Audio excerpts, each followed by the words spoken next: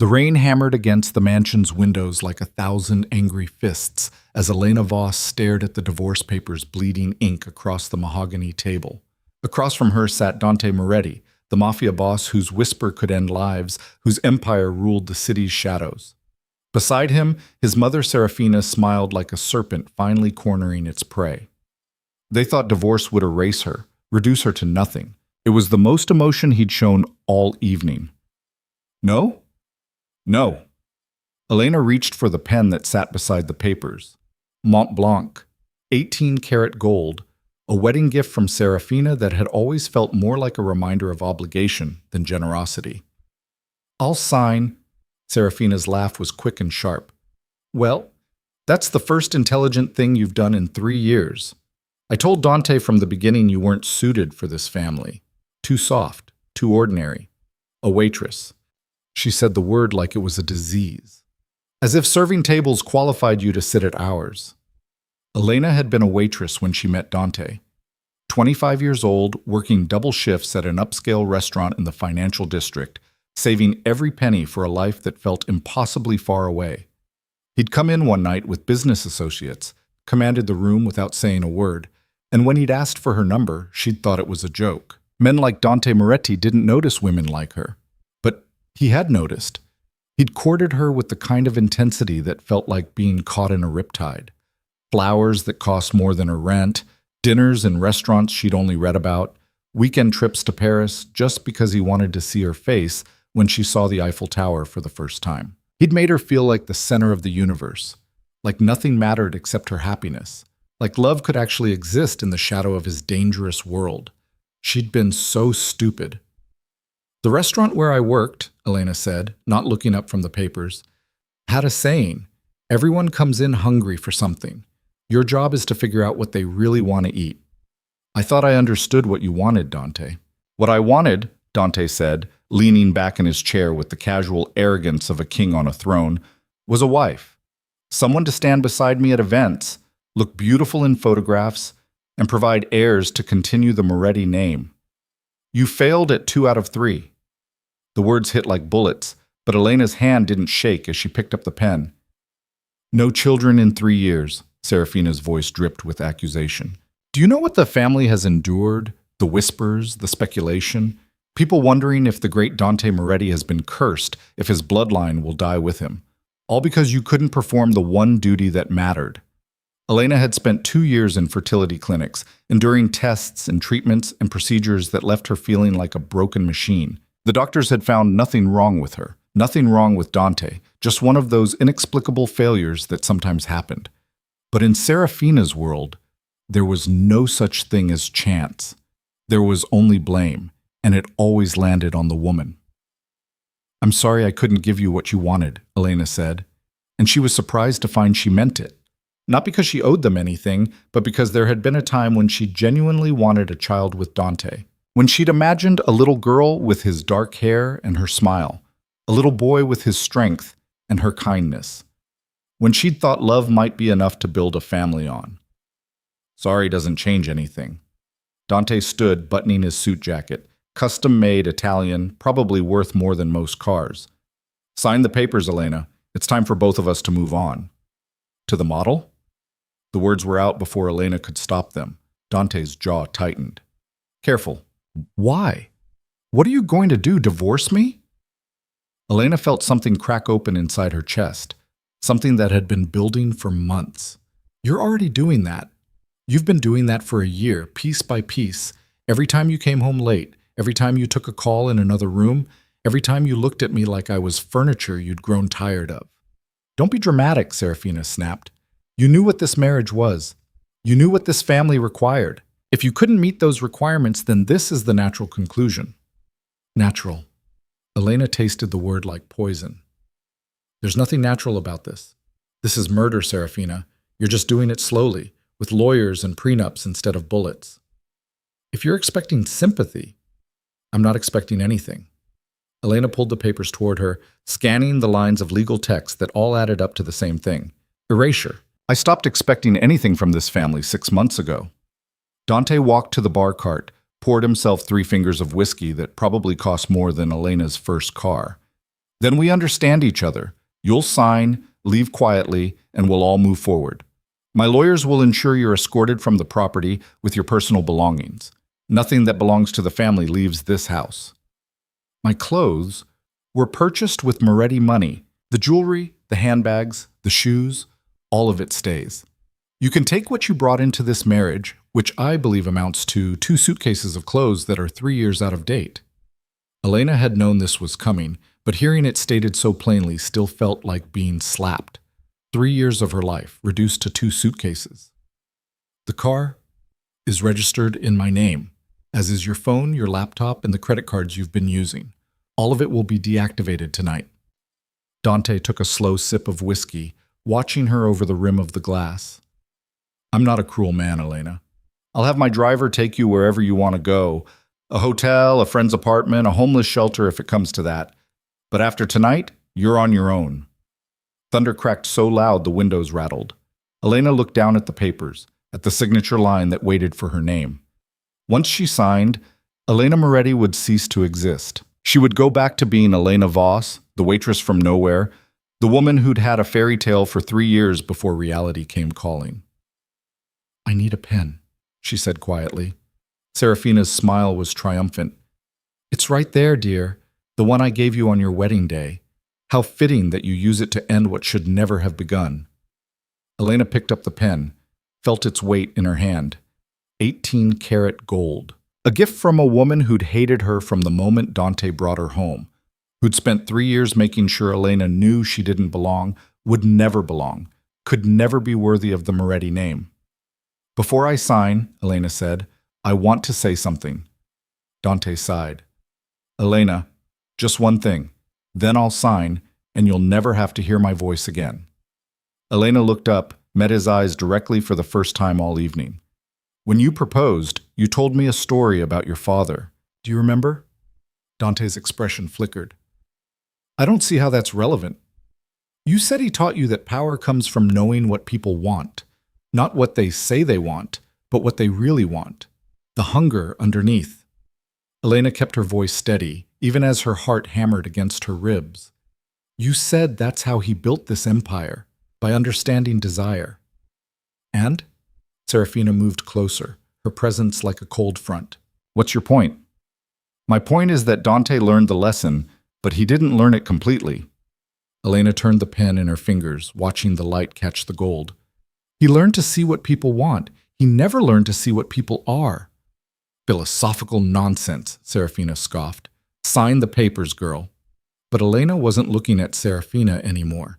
She was looking at Dante, and something in her gaze made him set down his glass. You saw a waitress, Elena said softly. Someone hungry for a better life, for security, for love. You saw someone you could give things to, someone who would be grateful, who would be shaped by your generosity into exactly what you needed. And you were right. I was hungry. I did want those things. But you never asked why I was working in that restaurant. You never asked where I came from. You never asked who I was before you decided who I should be. It doesn't matter who you were. Dante's voice had an edge now. It only matters who you failed to become. You're right. Elena placed the pen on the signature line. It doesn't matter who I was, but it will matter who I am after this. She signed her name in one smooth motion. Elena Voss, not Moretti. Voss. The name she was born with, the name she should never have given up. Serafina exhaled, the sound of victory. Finally, some sense. Elena stood, setting the pen down carefully beside the signed papers. I'll need a few hours to pack. You have 1 hour, Dante said, already turning back to his desk, already dismissing her. Marco will drive you. He'll wait in the car while you pack, then take you wherever you want to go. I suggest you think carefully about where that is. Elena nodded, started toward the door. Oh, and Elena? Serafina's voice stopped her at the threshold. If you're thinking about going to the press with some tragic story about the heartless Morettis, I'd reconsider. We have lawyers who specialize in making problems disappear.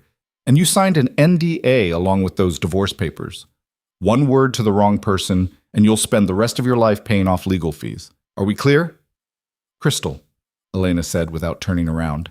She walked out of Dante's study, down the marble hallway lined with art that cost more than most people would see in a lifetime, past the grand staircase where she'd descended on her wedding day in a dress that weighed almost as much as she did. The house was silent except for the storm, the staff having been dismissed for the evening because Serafina insisted family business should be private. Elena climbed the stairs to the bedroom she'd shared with Dante, though shared had become a generous word in recent months. He'd been sleeping in his study most nights, claiming work kept him up late, and she'd stopped pretending to believe him.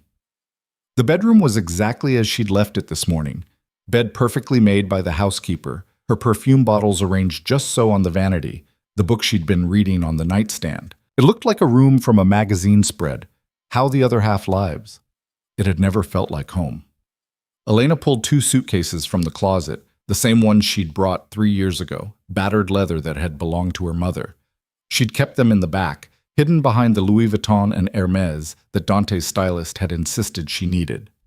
Now she pulled them out and began the strange arithmetic of deciding what parts of your life you could carry. The clothes Dante had bought her stayed in the closet. The jewelry went back in the safe. The shoes, the handbags, the designer sunglasses, all of it remained. She took only what she'd brought: jeans worn soft with age, sweaters that had belonged to her mother, a leather jacket she'd saved for 6 months to buy when she was 22. Things that remembered who she was before Dante Moretti decided to reinvent her. The rain lashed against the windows as she packed, and Elena found herself moving faster, as if the storm was counting down to something. She grabbed her mother's pearl necklace, the only piece of jewelry that was truly hers, a photo album from before her marriage, a few books. Then she stopped in front of the closet one more time, pushed aside the expensive clothes, and found what she was looking for in the very back. A small wooden box, no bigger than a shoebox, locked with a combination only she knew. Elena hadn't opened it in 3 years. Her hands trembled slightly as she spun the numbers, 71319, and heard the lock click. Inside, wrapped in silk, a phone she'd never used, a passport that didn't say Moretti, and a business card so old the edges had started to yellow. On the card, in elegant script, Ashcroft Holdings, London, Paris, New York. And at the bottom, a phone number she'd memorized but never called. Elena pulled out the phone, checked the battery, dead, of course, and found the charger she'd kept hidden in the bottom of the box. She plugged it in, watching the screen slowly come to life. Downstairs she heard Dante's voice, then Serafina's laughter. They were probably celebrating already, planning his next move, his next marriage, his next attempt to secure the heir his mother demanded. The phone buzzed as messages began downloading. 3 years of messages, all from the same number, all saying variations of the same thing. When you're ready, we're here. The door is always open. You are not forgotten. You are not alone. Elena scrolled through them. Years of messages she'd been too proud to read, too convinced that she could make her marriage work, too determined to prove she didn't need the family she'd walked away from. Her finger hovered over the number. 1 call. That's all it would take. But pride was a funny thing. It kept you warm right up until the moment it froze you to death. Elena looked around the bedroom one last time, at the silk sheets and the crystal chandelier and the view of the city that had never quite felt like hers to claim. Then she picked up her phone and dialed. It rang once. Elena! The voice on the other end was exactly as she remembered it, warm like aged whiskey, strong like iron, with an accent that spoke of old money and older power. It's been a long time, my dear. Hello, grandfather, Elena said, and felt something break open in her chest that had nothing to do with divorce papers. I'm ready to come home. There was a pause, the sound of a man who'd been waiting for this moment for 3 years, trying to control his emotion. Are you safe? For now. But I need to leave. Tonight. Where are you? Still at the Moretti mansion. They've given me an hour to pack and leave. Her grandfather's laugh was soft and dangerous. An hour. How generous. Tell me, did they offer you a settlement? Nothing. The prenup covered that. I see. And did they explain what happens now? Where you'll go? How you'll live? They assume I'll struggle. Serafina suggested a homeless shelter. The silence on the other end was the kind that preceded thunderstorms. When her grandfather spoke again, his voice was perfectly controlled, which somehow made it more terrifying. I want you to listen to me very carefully, Elena. Take only what's yours. Don't give them the satisfaction of thinking you need anything that bears their name. And then I want you to go outside to the front gate. Why? Because in exactly 45 minutes, a car will arrive for you. Not the Moretti driver, my driver. And he will take you to the airport where a plane is waiting. Grandfather, you don't have to. I have waited 3 years for this phone call. 3 years watching my only granddaughter make herself smaller for a man who didn't deserve her shadow. I will not wait another minute. His voice softened. It's time to come home, Elena. Time to remember who you are. Elena closed her eyes, felt tears she'd been holding back for months finally break free. I don't know if I remember anymore. Then we'll remind you. We'll show you everything you walked away from, everything you tried to pretend didn't exist because you thought love required sacrifice. And then, my dear girl, we're going to show the Morettis exactly what happens when they mistake kindness for weakness. I don't want revenge. I know, that's why you'll be so good at it. There was a smile in his voice now. 45 minutes, Elena. Front gate. Can you do that? Elena looked at the 2 suitcases, at the wooden box, at the phone that still had messages downloading. Yes. Good girl. And Elena, when you walk out of that house tonight, don't look back. Never give them the satisfaction of thinking you'll miss what they took from you. Walk out like a queen, leaving a kingdom that no longer deserves her presence. I'm not a queen, grandfather. Not yet, he agreed, but you were born to be one. It's time the world remembered that. He hung up, and Elena stood in the silence, feeling something shift inside her chest. Not healing, that would take time, but straightening, strengthening, like a spine that had been bent finally remembering how to stand straight. She finished packing quickly, efficiently, taking only what mattered. Then she changed out of the designer dress she'd worn for the divorce meeting and into jeans and her mother's leather jacket, armor that remembered who she'd been before Dante had tried to remake her into his perfect wife. 45 minutes later, Elena stood at the front door with her 2 suitcases. Marco was waiting by the car, an umbrella in hand, looking confused when Elena shook her head. I won't need the car, Marco, thank you. But Mr. Moretti said, Tell Mr. Moretti that plans have changed. Tell him, Elena paused, thinking. Tell him thank you for the 3 years. And tell him I hope he finds what he's looking for. Marco looked even more confused, but he nodded, went back inside to deliver the message.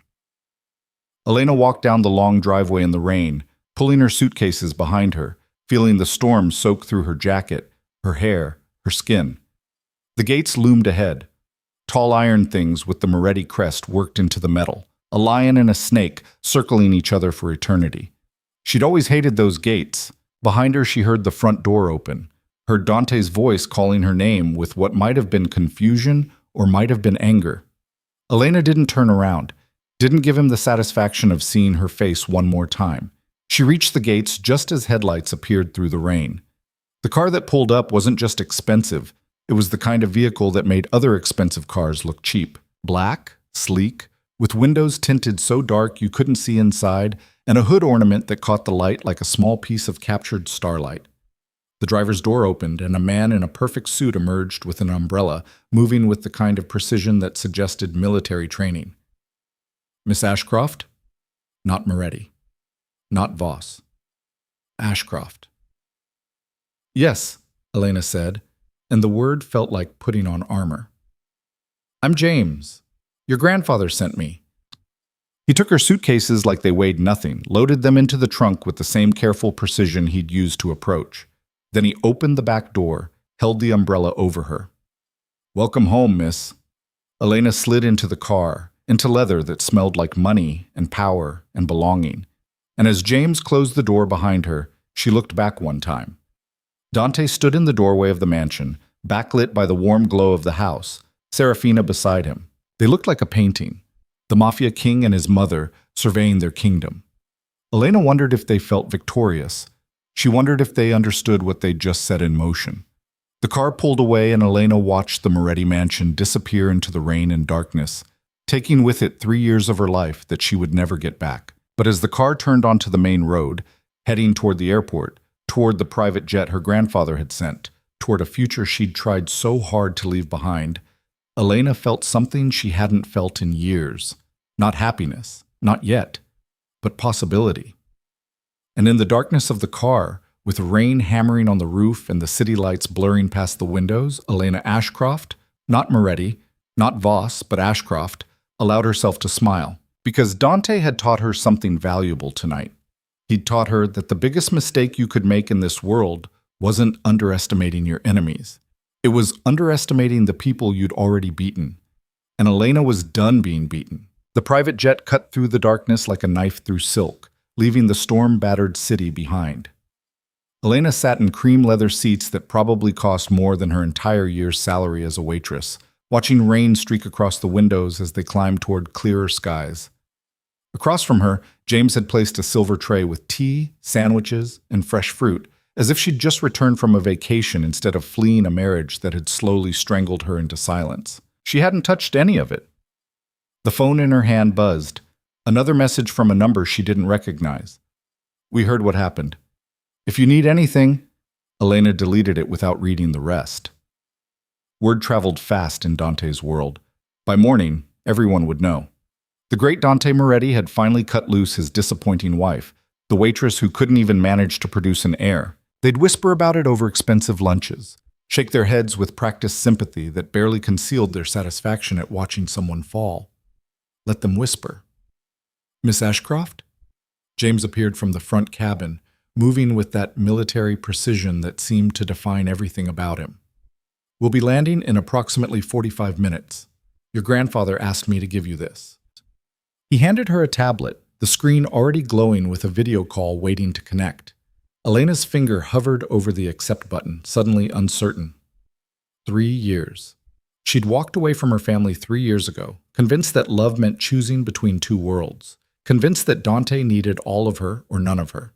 She'd chosen him. She'd chosen wrong. She tapped the screen. Her grandfather's face appeared, older than she remembered, but with those same sharp blue eyes that seemed to see through walls, through lies, through the careful masks people wore. Alexander Ashcroft, patriarch of an empire that spanned 3 continents, looking at her through a screen with an expression that made her throat tight. "Elena." His voice was exactly as it had been on the phone, warm, strong, controlled. "You look tired." "I look like I've been crying in the rain for an hour," Elena said, and was surprised to hear herself almost laugh. "Let's not pretty it up." "Fair enough." A smile ghosted across his face. "James is taking good care of you?" "He brought me tea I can't drink and sandwiches I can't eat, so yes. The nausea will pass. It always does when you leave something poisonous behind." Alexander leaned back in what looked like his study. She could see the familiar bookshelves behind him, the painting of her grandmother that he'd never taken down even though she'd been gone for 10 years. "I want you to understand something before we land. When you walk off that plane, things will change very quickly. The world you left behind doesn't just welcome people back, it reclaims them." "I don't want to be reclaimed," Elena said quietly. "I just want to disappear for a while."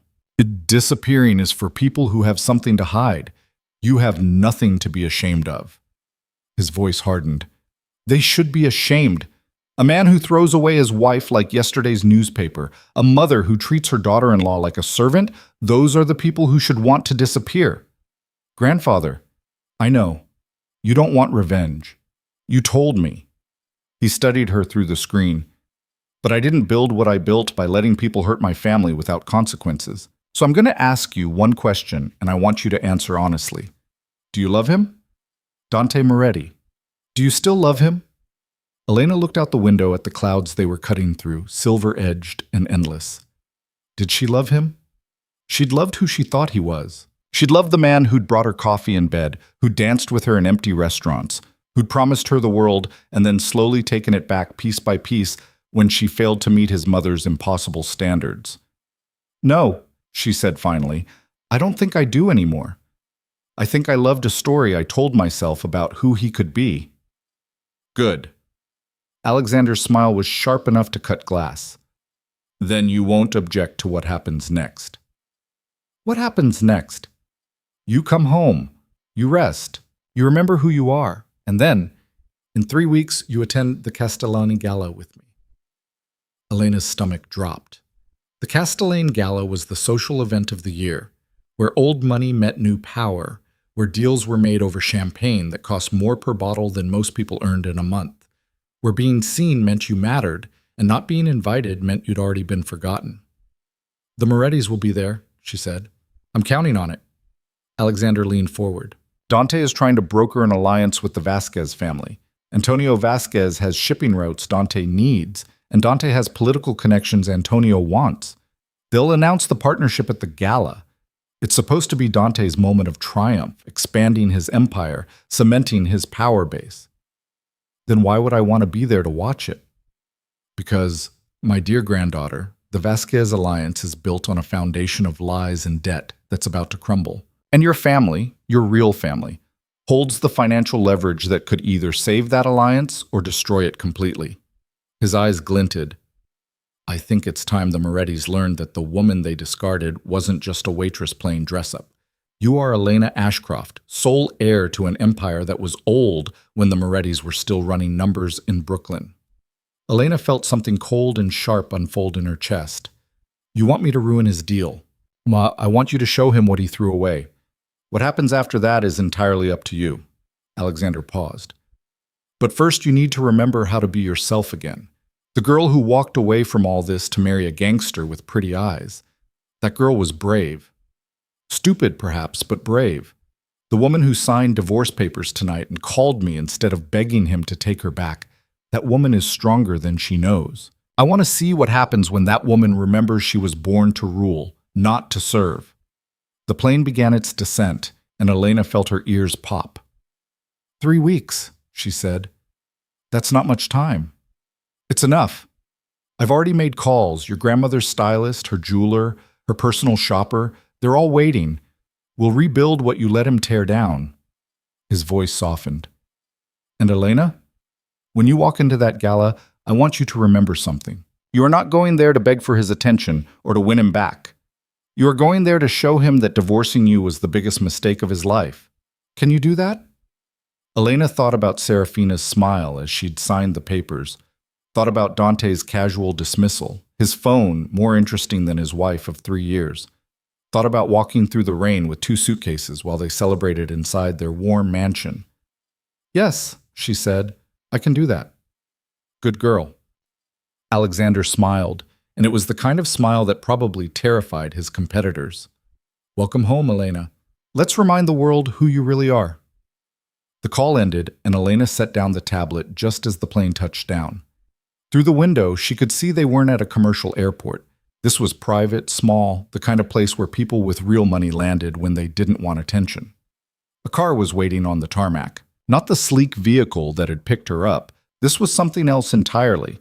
A vintage Rolls-Royce, midnight blue, with chrome that caught the runway lights like liquid silver. James collected her suitcases and opened the car door with the kind of ceremony usually reserved for royalty. "Your grandfather thought you might appreciate your grandmother's car for the drive home." Elena slid into seats that smelled like leather and roses, her grandmother's signature perfume still lingering after all these years. She remembered riding in this car as a child, her grandmother pointing out landmarks, telling her stories about the family, about the empire they'd built, about the difference between having money and having power. "Money," her grandmother had said, "is what you use to buy things. Power is what makes people give you what you want without you having to pay for it at all." The drive took them through roads Elena remembered from childhood, tree-lined streets and neighborhoods where the houses hid behind gates and walls, where privacy was more valuable than ostentation. They passed the country club where she'd learned to play tennis, the private school where she'd studied alongside children whose trust funds had their own trust funds, the park where her grandmother used to take her to feed the swans. And then they turned into a driveway she'd thought she'd never see again. The Ashcroft estate spread across 20 acres of manicured grounds. The main house a masterpiece of old-world architecture that made the Moretti mansion look like a pretender's castle. Lights glowed in the windows, warm and welcoming, and as the car rolled to a stop, the front door opened. Alexander Ashcroft stood on the steps, and even at 75, he looked like a man who could buy and sell kingdoms before breakfast. He wore a cardigan and slacks, casual by his standards, but he carried himself like a general reviewing his troops. Elena stepped out of the car, and for a moment they just looked at each other. Then Alexander opened his arms, and Elena found herself running up the steps like she was 10 years old again, falling into a hug that smelled like expensive cologne and old books and home. "I'm sorry," she whispered into his shoulder. "I'm so sorry I stayed away." "Shh. You're here now. That's all that matters." He held her tight, and Elena felt something in her chest finally break open and release. Not healing, not yet, but the beginning of it. "Come inside. There are people who've been waiting to see you." The house was exactly as she remembered, grand but comfortable, filled with art and antiques that told the story of a family that had been powerful for generations. But tonight, it was also filled with people. Her Aunt Caroline stood in the foyer, elegant in a way that made expensive clothes look cheap by comparison. Beside her, Uncle Thomas, who ran the European operations and looked like he'd stepped out of a British spy film. And others, cousins she hadn't seen in years, family friends who'd known her since childhood, staff who'd watched her grow up and had probably wondered if she'd ever come to her senses. "Elena!" Caroline swept forward, took Elena's face in her hands. "Look at you, thin as a rail and pale as death. When was the last time you ate something that wasn't selected by that awful woman?" "Yesterday, I think. Maybe the day before." "Unacceptable. Thomas, tell the kitchen we need soup. Real soup, not that broth nonsense. And bread. Fresh bread with real butter." Caroline linked her arm through Elena's. "Come. We have a lot to discuss and not much time to do it." They moved into the drawing room, where a fire crackled in the fireplace, and someone had already set out tea service. Elena sank into a chair she remembered from childhood, felt the familiar cushions embrace her. 3 weeks, Alexander said, taking his own seat. "That's all we have before the Castellane Gala." "Elena needs to look like she's not only survived the divorce but thrived in it, which means we have work to do." "Hair first," Caroline said, studying Elena like she was a renovation project. "That style, very dutiful wife, very trying to please mother-in-law. We need something bolder, something that says, 'I don't need your approval anymore.'" "Clothes," Thomas added. "Nothing she wore as Mrs. Moretti. Everything new, everything chosen by her, not some stylist trying to make her fit a mold." "Jewelry," Alexander said quietly. "Your grandmother's pieces, the ones I've been keeping for you, the ones that were meant to be yours all along." Elena looked around at her family, at these people who'd loved her even when she'd chosen someone else, who'd sent messages for 3 years that she'd been too stubborn to read, who were now planning to help her walk back into the world that had tried to erase her. "Why are you doing this?" she asked. "I left. I chose him over all of you." "You chose love," Caroline said gently, "or what you thought was love. There's no shame in that. But I was wrong." "Welcome to being human." Thomas smiled. "We're all wrong about something. The question is what you do after you realize it." Alexander leaned forward. "Elena, I want you to understand something. This isn't about revenge. This isn't about hurting the Morettis, although I won't pretend that's not a pleasant side benefit. This is about you reclaiming your place in the world. You are my heir. You are the next generation of this family, and it's time everyone remembered that." "I don't know if I can do what you're asking," Elena said quietly. "Walking into that gala, facing Dante, facing all those people who watched me fail." "You didn't fail." Alexander's voice was sharp. "He failed. He had a brilliant, beautiful, strong woman who loved him, and he threw her away because his mother convinced him bloodlines mattered more than character. That's his failure, not yours." "The gala," Caroline said, steering them back. "We need a strategy. Just showing up isn't enough. We need an entrance." "The private jet," Thomas suggested. "Land at the airport next to the venue, arrive by helicopter. Make it impossible to miss." "Too flashy," Alexander said. "Elena isn't some starlet seeking attention. She's an Ashcroft. We don't need to announce ourselves loudly. We need to arrive in a way that makes everyone else feel like they've been waiting for us." Caroline's eyes lit up. "The vintage rolls, the one her grandmother used. Drive right up to the entrance, make them wait while she steps out. Slow, deliberate, like she has all the time in the world and they're privileged just to watch." "Better," Alexander agreed. "And inside?" "She needs an escort," Thomas said. "Someone who makes a statement, not a date. That would look desperate. But someone powerful enough that walking in with Elena means something." They all looked at Alexander. He smiled.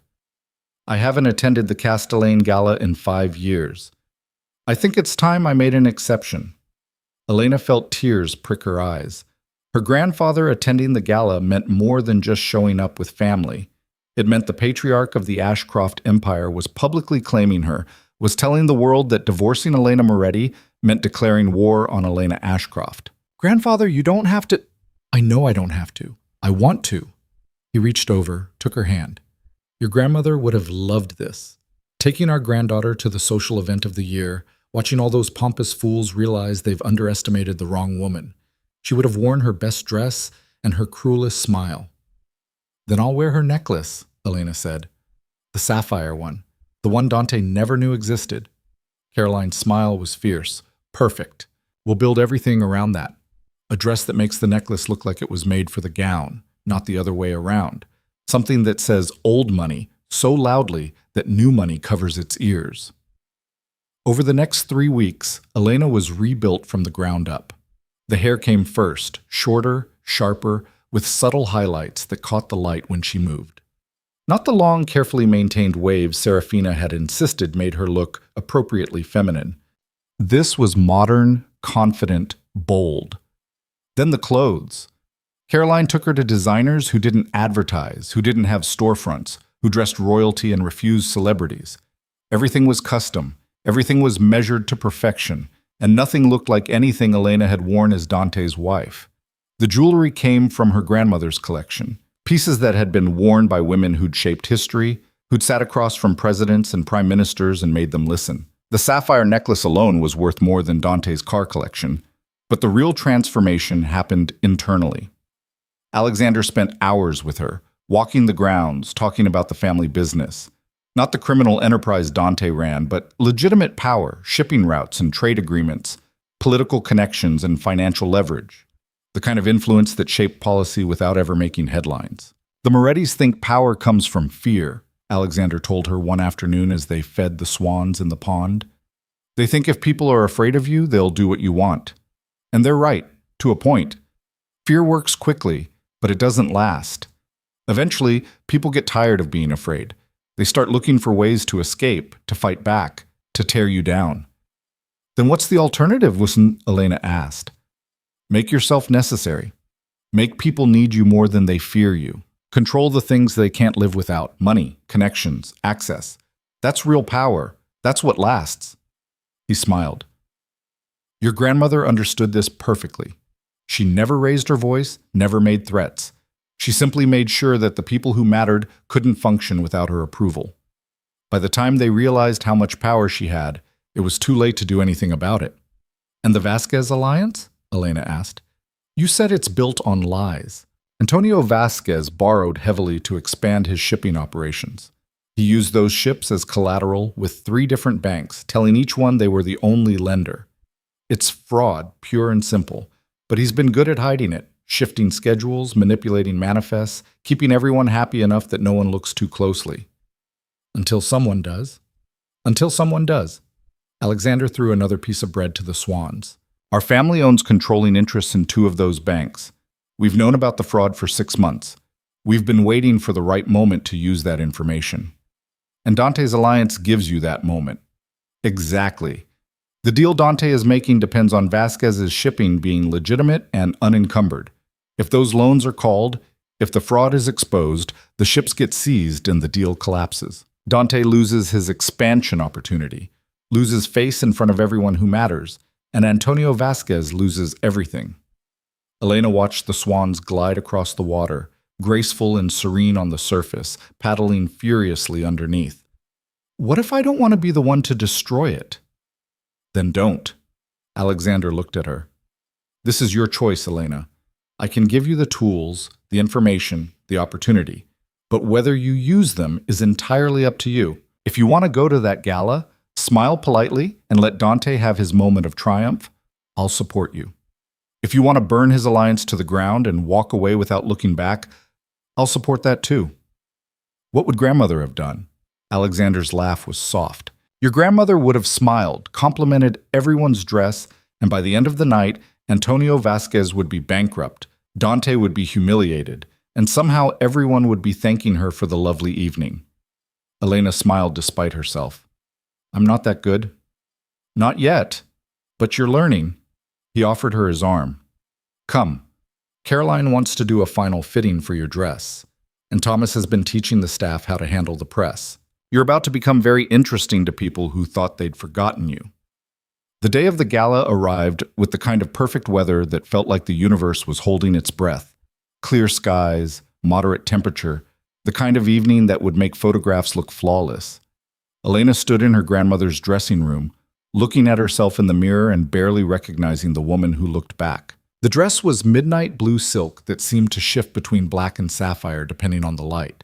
High neck, long sleeves, perfectly modest, and yet somehow more striking than any low-cut gown could be. It whispered old money, quiet power, the kind of elegance that didn't need to shout. The sapphire necklace rested against her collarbone, 5 stones the size of robin's eggs set in platinum, with matching earrings that caught the light like captured stars. Her grandmother had worn these jewels when she'd met with prime ministers, when she'd negotiated deals that shaped international policy, when she'd reminded the world that the Ashcroft name meant something. Caroline stood behind her, making final adjustments. You look like her, your grandmother. Same bearing, same presence, like you could buy the building and everyone in it without raising your voice. I feel like I'm going to throw up. That's how you know you're doing something important. Caroline smiled in the mirror. Butterflies mean you care. The day you don't feel them is the day you've stopped trying. A knock on the door, and Alexander entered. He wore a tuxedo that probably cost more than a luxury car, tailored to perfection, making him look like exactly what he was, a man who'd spent 75 years learning how to wear power like a second skin. Ready? He asked. No, Elena admitted, but I don't think I ever will be. Good. Confidence is overrated. Courage is what matters. He offered his arm. Shall we? The drive to the venue took 30 minutes, during which Alexander briefed her on who would be there, who mattered, who could be ignored. He ran through names and faces like a general planning a campaign, making sure Elena knew the battlefield before she stepped onto it. Dante will be there early, Alexander said. He'll want to work the room, make sure everyone knows about the Vasquez alliance before it's officially announced. His mother will be on his arm. Serafina loves these events, loves reminding people that the Moretti name still has power. And when we arrive, we take our time. We don't rush to impress anyone. We are the event, Elena. Everyone else is just attending it. The Castellane Hotel rose like a palace against the twilight sky, every window blazing with light, red carpet rolled out, photographers already gathering to capture the arrivals. Elena could see luxury cars pulling up, could see people stepping out in designer gowns and custom tuxedos, could see the flash of cameras and the buzz of excitement. Their Rolls-Royce pulled into line behind a Ferrari and ahead of a Bentley. Deep breath, Alexander said. Remember, you are not here to prove anything to anyone. You are here because this is where you belong. The car rolled forward, and Elena watched through the tinted windows as people turned to look. The vintage Rolls always drew attention. It was the kind of car that spoke of history, of legacy, of power that didn't need to be new to matter. James opened the door, and Alexander stepped out first, his presence immediately recognized. Elena heard whispers, saw heads turn, watched as people tried to figure out why Alexander Ashcroft had come out of retirement for this particular gala. Then Alexander turned, offered his hand back into the car, and Elena stepped out into the lights. The whispers stopped. For a moment that felt like an eternity, the entire entrance went silent. Every eye turned toward the woman in midnight blue, toward the sapphires that caught the light like small suns, toward the face that some of them recognized and others were seeing for the first time. And somewhere inside that hotel, Elena knew, Dante Moretti had just been told that his ex-wife had arrived. The cameras erupted into a frenzy of flashing lights, each burst illuminating Elena like lightning frozen in time. She stood perfectly still, her hand resting lightly on Alexander's arm, and let them look. Let them see what Dante Moretti had thrown away like yesterday's trash. Smile, Alexander murmured, but not too much. We're not here to perform for them. Elena's lips curved into something that wasn't quite a smile, more like the ghost of one, the kind that suggested she knew something everyone else was desperately trying to figure out. She moved forward with her grandfather, their pace measured and unhurried, as if the red carpet existed solely for their convenience and everyone else was simply lucky enough to witness their passage. Inside the ballroom, crystal chandeliers threw rainbows across marble floors polished to a mirror shine. The room pulsed with quiet power, deals being whispered over champagne, alliances formed with handshakes that meant more than contracts, the kind of networking that shaped cities and toppled governments. This was where the real world happened, far from cameras and headlines, where a nod could mean millions and a cold shoulder could end careers. Elena felt every eye in the room track her movement. "There," Alexander said softly, his gaze directed toward the far corner where a cluster of men in expensive suits stood like a council of war. "Dante and Antonio Vasquez. They're already celebrating." Elena's heart kicked against her ribs, but she kept her face carefully neutral. Dante stood with his back partially to the entrance, deep in conversation with a silver-haired man who must be Antonio. Even from across the room, Dante commanded attention. Tall, dark-suited, moving his hands as he spoke with the kind of confidence that came from never being told no. Beside him, like a vulture in Chanel, Serafina held court with several older women, her laughter carrying across the room with the sharp edge of triumph. "They haven't seen us yet," Alexander observed. "Should we let them enjoy their moment a bit longer?" "No," Elena said quietly. "I think it's time they learned what a mistake looks like." Alexander's smile was proud and dangerous. "That's my girl. Come, let's make an entrance they won't forget." They moved through the crowd, and Elena watched the ripple effect of their presence. Conversation stuttered and died. People turned, whispered, stared. She heard fragments of speculation floating past like smoke. "Is that Elena Moretti? I heard she was destitute, living in some apartment. That necklace alone is worth more than—" Alexander Ashcroft hasn't attended this gala in years. "Who is she really?" The last question cut through the noise, and Elena almost laughed. Who was she really? 3 weeks ago, she'd been nobody. The discarded wife, the woman who couldn't give the Mafia boss an heir, the waitress playing dress-up who'd finally been sent back where she belonged. Now she was Elena Ashcroft, and that name carried weight these people could barely comprehend. They were halfway across the ballroom when Dante finally saw her.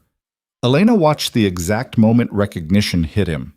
He'd been mid-sentence, gesturing toward Antonio with that casual arrogance, when his gaze swept the room and landed on her like a bird striking glass. His hand froze in the air.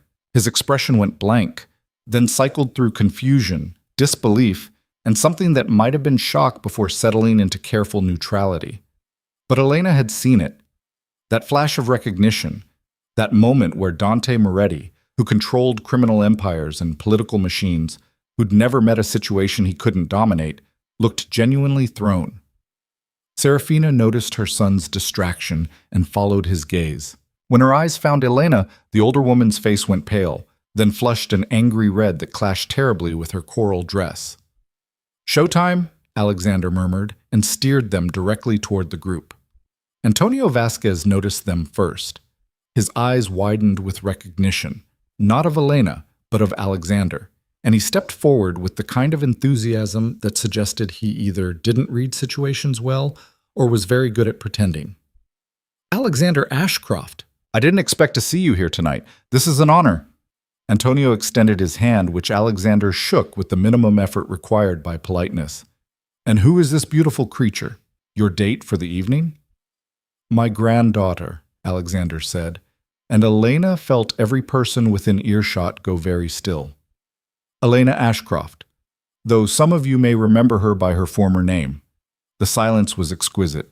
Dante's jaw tightened almost imperceptibly. Serafina looked like she'd swallowed something poisonous. Antonio's smile faltered as he tried to do the math, figure out what he was missing, understand why the temperature in their corner of the room had suddenly dropped below freezing. "Former name?" Antonio asked, still trying to maintain his jovial host persona. "Moretti," Elena said, her voice clear and calm. "I was married to Dante. Briefly." "Briefly," Dante repeated, and there was an edge to his voice now.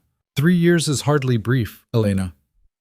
"Isn't it? It felt like much longer." Elena met his eyes directly, and this close, she could see the man who'd promised her forever, could see the stranger who'd thrown her away. But then time moves differently when you're unhappy. Serafina stepped forward, her smile sharp enough to draw blood. Elena, what an unexpected surprise. I thought you'd moved on to quieter pursuits. Wasn't there mention of a waitressing position opening up at that diner on 5th Street? Mother, Dante said quietly, a warning in his tone. I'm simply curious. Serafina's eyes glittered with malice. 3 weeks ago, you left our home with nothing, and now you appear at the most exclusive event of the season on the arm of Alexander Ashcroft. One does wonder how such a transformation happened so quickly. Alexander's expression could have frozen oceans. One might wonder that if one didn't know Elena's actual family history. But I suppose you never bothered to ask who she really was, did you, Serafina? You were too busy deciding who you wanted her to be. And who is she exactly? Antonio asked, fascinated now, sensing drama he could dine out on for weeks. The sole heir to Ashcroft Holdings, Alexander said simply. International shipping, commercial real estate, private banking. My granddaughter walked away from all of it 3 years ago because she fell in love with your business partner here. I believe she thought love was worth more than legacy. She's since reconsidered that position. The words landed like grenades in silk wrapping. Dante's face remained carefully blank, but Elena saw his hand tighten around his champagne glass. You never mentioned your family? You never asked. Elena kept her voice pleasant, conversational, as if they were discussing the weather. You assumed I was nobody. It was easier to assume than to actually learn who I was. That's not, Dante started, then stopped, seemed to realize they had an audience hanging on every word. This isn't the place for this conversation. No? Elena tilted her head. Where would be the appropriate place? Your study? The one where you served me divorce papers like I was an employee being terminated? Or perhaps the driveway where you offered to have your driver take me to a homeless shelter? Antonio's eyes went wide. Several people nearby had stopped even pretending not to listen. That's a rather dramatic interpretation of events, Serafina said coldly. Is it? What would you call it when a man throws out his wife with 2 suitcases and no settlement, then suggests she find her own way to shelter? Elena looked around at their audience, letting them see the truth in her face. I call it cruelty. But perhaps in your world that's just standard practice. You signed the prenup, Dante said, his voice low and dangerous. You knew what you were agreeing to. I did. And you signed marriage vows that promised partnership, respect, and fidelity. I suppose we both didn't get what we expected. Elena smiled, and it was the saddest thing in the room. The difference is, I actually tried to keep my promises. If you're here to cause a scene, Serafina began, I'm here because my grandfather invited me to attend the social event of the season. I'm here because this is my world too, Serafina. It always was. You just convinced me to forget that for a while. Elena turned to Antonio, her expression shifting to polite interest. But we're interrupting. I believe you and Dante were celebrating an alliance? Something about shipping routes? Antonio looked like he desperately wanted to be anywhere else, but he rallied. Yes, we're announcing a partnership tonight. Moretti Political Connections and Vasquez Shipping Capabilities. It's going to revolutionize our operations. How wonderful, Elena said. Shipping is such a complex business. So many regulations, so many potential complications. My family's been in international shipping for 3 generations. The things that can go wrong would astonish you. Something flickered in Antonio's expression. There and gone so quickly, Elena almost missed it. But Alexander saw it too. She felt him shift slightly beside her, a predator catching the scent of fear. We've done our due diligence, Dante said, his eyes locked on Elena's face. The partnership is solid. I'm sure it is. Elena's smile didn't reach her eyes. After all, what could possibly go wrong when you're dealing with someone as reputable as Antonio Vasquez? What exactly are you implying? Antonio's jovial mask had started to crack. Nothing at all. I'm simply making conversation. Though I suppose if there were any issues, say, irregularities with loan documentation or questions about collateral, those would probably surface during the final legal review, wouldn't they? Before the contracts are actually signed? The color drained from Antonio's face so quickly he looked like he might faint. Dante noticed. Of course he noticed. He'd built his empire on reading people, on spotting weakness and exploiting it. His gaze snapped from Elena to Antonio and back again, and she watched him start to put pieces together. What do you know? Dante asked quietly. Me? I'm just a waitress who got lucky, remember? What could I possibly know about international shipping law? Elena's smile was poison wrapped in silk, though my family does own controlling interests in several major banks. You know how bankers love to share information with their largest shareholders? You're bluffing, Antonio said, but his voice shook. Am I? Elena looked at him directly. Tell me, Antonio, when you took out those loans using your ships as collateral, did you happen to mention to Bank of America that you'd already pledged the same vessels to Wells Fargo? Or that European Maritime Holdings also believes they have first lien on your entire fleet? The silence was so absolute Elena could hear crystal chandeliers tinkling in the air-conditioning breeze. That's... Antonio started. Fraud, Alexander finished calmly. The word you're looking for is fraud. Multiple counts, actually. Misrepresentation of assets, false documentation, conspiracy to defraud financial institutions. The kind of thing that results in seized assets and federal investigations.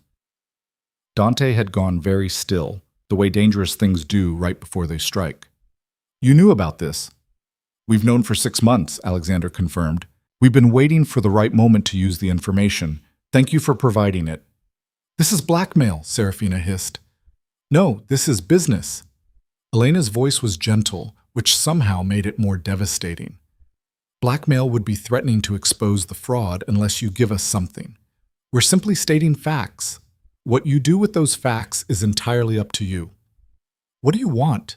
Dante asked, and there was something in his voice Elena had never heard before. Not anger, not arrogance, actual fear masked as negotiation. Want? Nothing. Elena looked at him, this man she'd loved, this stranger who'd broken her heart with casual cruelty. You already gave me what I wanted, Dante. You set me free. I'm simply returning the favor by giving you the truth. Your alliance is built on sand. Antonio's empire is about to collapse, and when it does, your expansion plans collapse with it. You'll be exposed as either a fool who didn't do proper due diligence or complicit in the fraud. Either way, your reputation takes damage it might never recover from. Unless, Antonio asked desperately. There is no unless. Alexander's voice was final as a judge's gavel. The banks will call those loans within the week. Your ships will be seized as soon as they dock at any port where we have jurisdiction, which is most of them. Your choice is whether to declare bankruptcy now and try to salvage something, or wait for federal marshals to do it for you. Around them, the crowd had grown. People pretended to admire art, to refresh drinks, to adjust jewelry, anything that gave them an excuse to stay within earshot of the most interesting conversation at the gala. Dante's face had gone cold and hard as marble. You did this. Did what? Expose a criminal using fraud to prop up a failing business? Elena shook her head. No, Dante. Antonio did this to himself. We simply chose not to save him, just like you chose not to keep me. This is about revenge. No. Revenge would be destroying you completely, burning everything you've built to the ground, making sure you lost everything the way you tried to make me lose everything. Elena's voice was soft, but carried to every listening ear. This is about showing you that the woman you dismissed, the wife you threw away, the nobody waitress you couldn't even be bothered to learn about, she's actually somebody. She always was.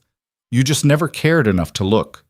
Serafina's face had gone from red to white to a mottled purple that suggested her blood pressure had reached dangerous levels. You manipulative little... Careful, Alexander said, and his voice could have cut diamonds. You're about to say something you'll regret. And unlike you, Serafina, we don't bluff. We don't make empty threats, we simply act. If you want to see what that looks like, keep talking. Dante put a hand on his mother's arm, stopping whatever venom she'd been about to spit. For a long moment, he just looked at Elena, and she looked back, and between them stretched 3 years of promises and lies, love and cruelty. The whole terrible, beautiful disaster of a marriage that should never have happened. You've made your point, Dante said finally. You're not who I thought you were.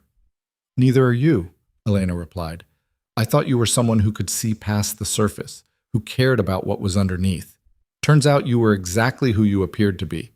A man who measures worth in bloodlines and bank accounts.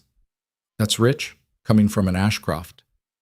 The difference is I married you when I thought you were just a dangerous man who ran a criminal empire. I loved you without knowing about your money, your power, your connections. You married me thinking I was nobody, and you stopped loving me when I couldn't give you what you wanted." Elena paused. Which one of us was actually measuring worth in all the wrong ways? Dante had no answer for that.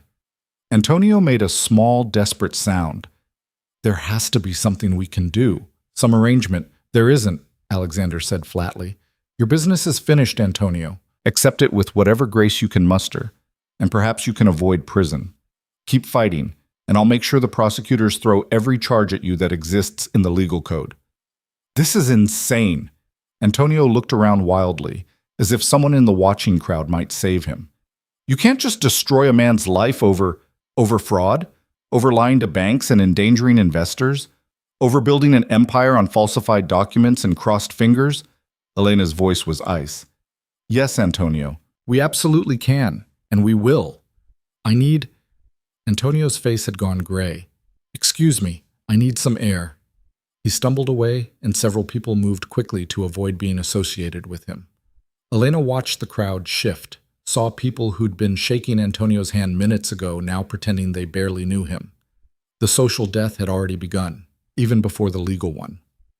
Dante remained, and Serafina, though the older woman looked like she wanted to follow Antonio into exile. "You could have just said no to the partnership," Dante said quietly. "If you wanted to hurt me, there were cleaner ways. This isn't about hurting you, though I won't pretend it doesn't feel satisfying to watch you realize you're not as smart as you think you are." Elena met his eyes. "You taught me something valuable, Dante. You taught me that mercy is weakness, that caring about people makes you vulnerable, that love is just another transaction where someone always gets the worst deal." "I never said that." "You didn't have to. You showed me. Every time you chose your mother's opinion over my feelings, every time you came home late smelling like expensive perfume and expected me to pretend I didn't notice, every time you looked at me like I was disappointing you just by existing." Elena's voice didn't rise, didn't crack, stayed perfectly level. "You taught me that lesson very well, so thank you. I'm applying it now." Serafina found her voice finally. "You self-righteous little nobody. You think you've won something here? You think destroying Antonio and embarrassing my son makes you important?" "No, Serafina. I think walking away from your family makes me important. I think realizing I'm worth more than being treated like a broodmare makes me important. I think understanding that I don't need the Moretti name to matter makes me important." Elena smiled, and it was the saddest, coldest thing in the room. "You thought losing your approval would destroy me. It actually saved me." A new voice cut through the tension. "Well, this is certainly more entertaining than the usual gala small talk." Elena turned to find a woman in her early 50s, elegant in black, with sharp eyes that missed nothing. Victoria Castellane, the host of the gala, doyenne of high society, and someone whose opinion could make or break reputations. "Victoria," Alexander said warmly, "wonderful event, as always." "Thank you, Alexander. Though I think your granddaughter has just provided the most memorable moment of the evening." Victoria's gaze swept over Elena, assessing. "Elena Ashcroft. I remember you now. You used to attend these events with your grandmother. You were, what, 16? 17? 15 the first time," Elena said. "Grandmother thought I should learn early how to navigate rooms full of people who smile while sharpening knives." Victoria's laugh was genuine. "Wise woman. I see the lesson took." She glanced at Dante, then back to Elena. "I also see you've learned how to use those knives yourself. Only when necessary. And is it necessary?" Victoria's eyes glittered with interest. Elena considered the question seriously. Was it necessary to expose Antonio's fraud, to ruin Dante's alliance, to stand here in the middle of the most important gala of the year and destroy a business deal in front of everyone who mattered? "Yes," she said finally. "It is. Because if I don't, if I just quietly disappear like they expected me to, then every other man in this room learns that women can be discarded without consequence, and I'm tired of teaching that lesson." Victoria studied her for a long moment, then nodded. "Fair enough. Though you've created quite a situation. Antonio is probably calling his lawyers as we speak. Dante looks like he wants to strangle someone, and the gossip will fuel the social circuit for months. What do you plan to do for an encore? Actually, Alexander said, we have a proposal. Given that the evening's planned entertainment has rather fallen apart, we thought we might offer an alternative. Victoria raised an eyebrow. I'm listening. A chess match. Alexander gestured to the antique board set up in one corner of the room. More decoration than entertainment, but functional. Elena versus Dante. Winner takes control of something valuable. Loser walks away empty-handed. The room, which had been buzzing with whispered speculation, went silent again. What could I possibly have that you'd want? Dante asked. The legitimate businesses you've been using to launder your criminal earnings. The restaurants, the real estate holdings, the construction companies, all the operations that make you look respectable. Elena's smile was sharp. If I win, you sign them all over to a management company I designate. You keep your criminal empire, but you lose your public face. And if I win, then I walk away. Forever. I never speak your name again, never interfere in your business, never so much as attend an event where you might be present. You get exactly what you wanted 3 weeks ago. Me erased from your world completely. Dante's eyes narrowed. Why would I agree to this? Because if you don't, I'll spend the rest of my life being exactly where you are, doing exactly what you're doing, making sure every business deal you try to make, every alliance you try to form, every expansion you attempt, runs into the Ashcroft Empire standing in your way. I have the resources, the connections, and now the motivation. You taught me to play for keeps, Dante, so let's play. Victoria Castellane laughed, delighted. Oh, this is perfect. A chess match to determine the fate of a business empire. It's positively medieval. I love it. Mother, Dante said, looking at Serafina, this is ridiculous. Do it, Serafina said flatly. Beat her. Show everyone here that the Moretti name still means something. And if I lose? You won't. Serafina's confidence was absolute. She's a waitress who got lucky. You've been playing chess since you were 6 years old. You've never lost a match that mattered. Elena said nothing, just waited. Dante looked at her, really looked at her, and she wondered what he saw. Did he see the quiet wife who'd folded herself into corners to make him comfortable? Did he see the woman who'd signed divorce papers without fighting?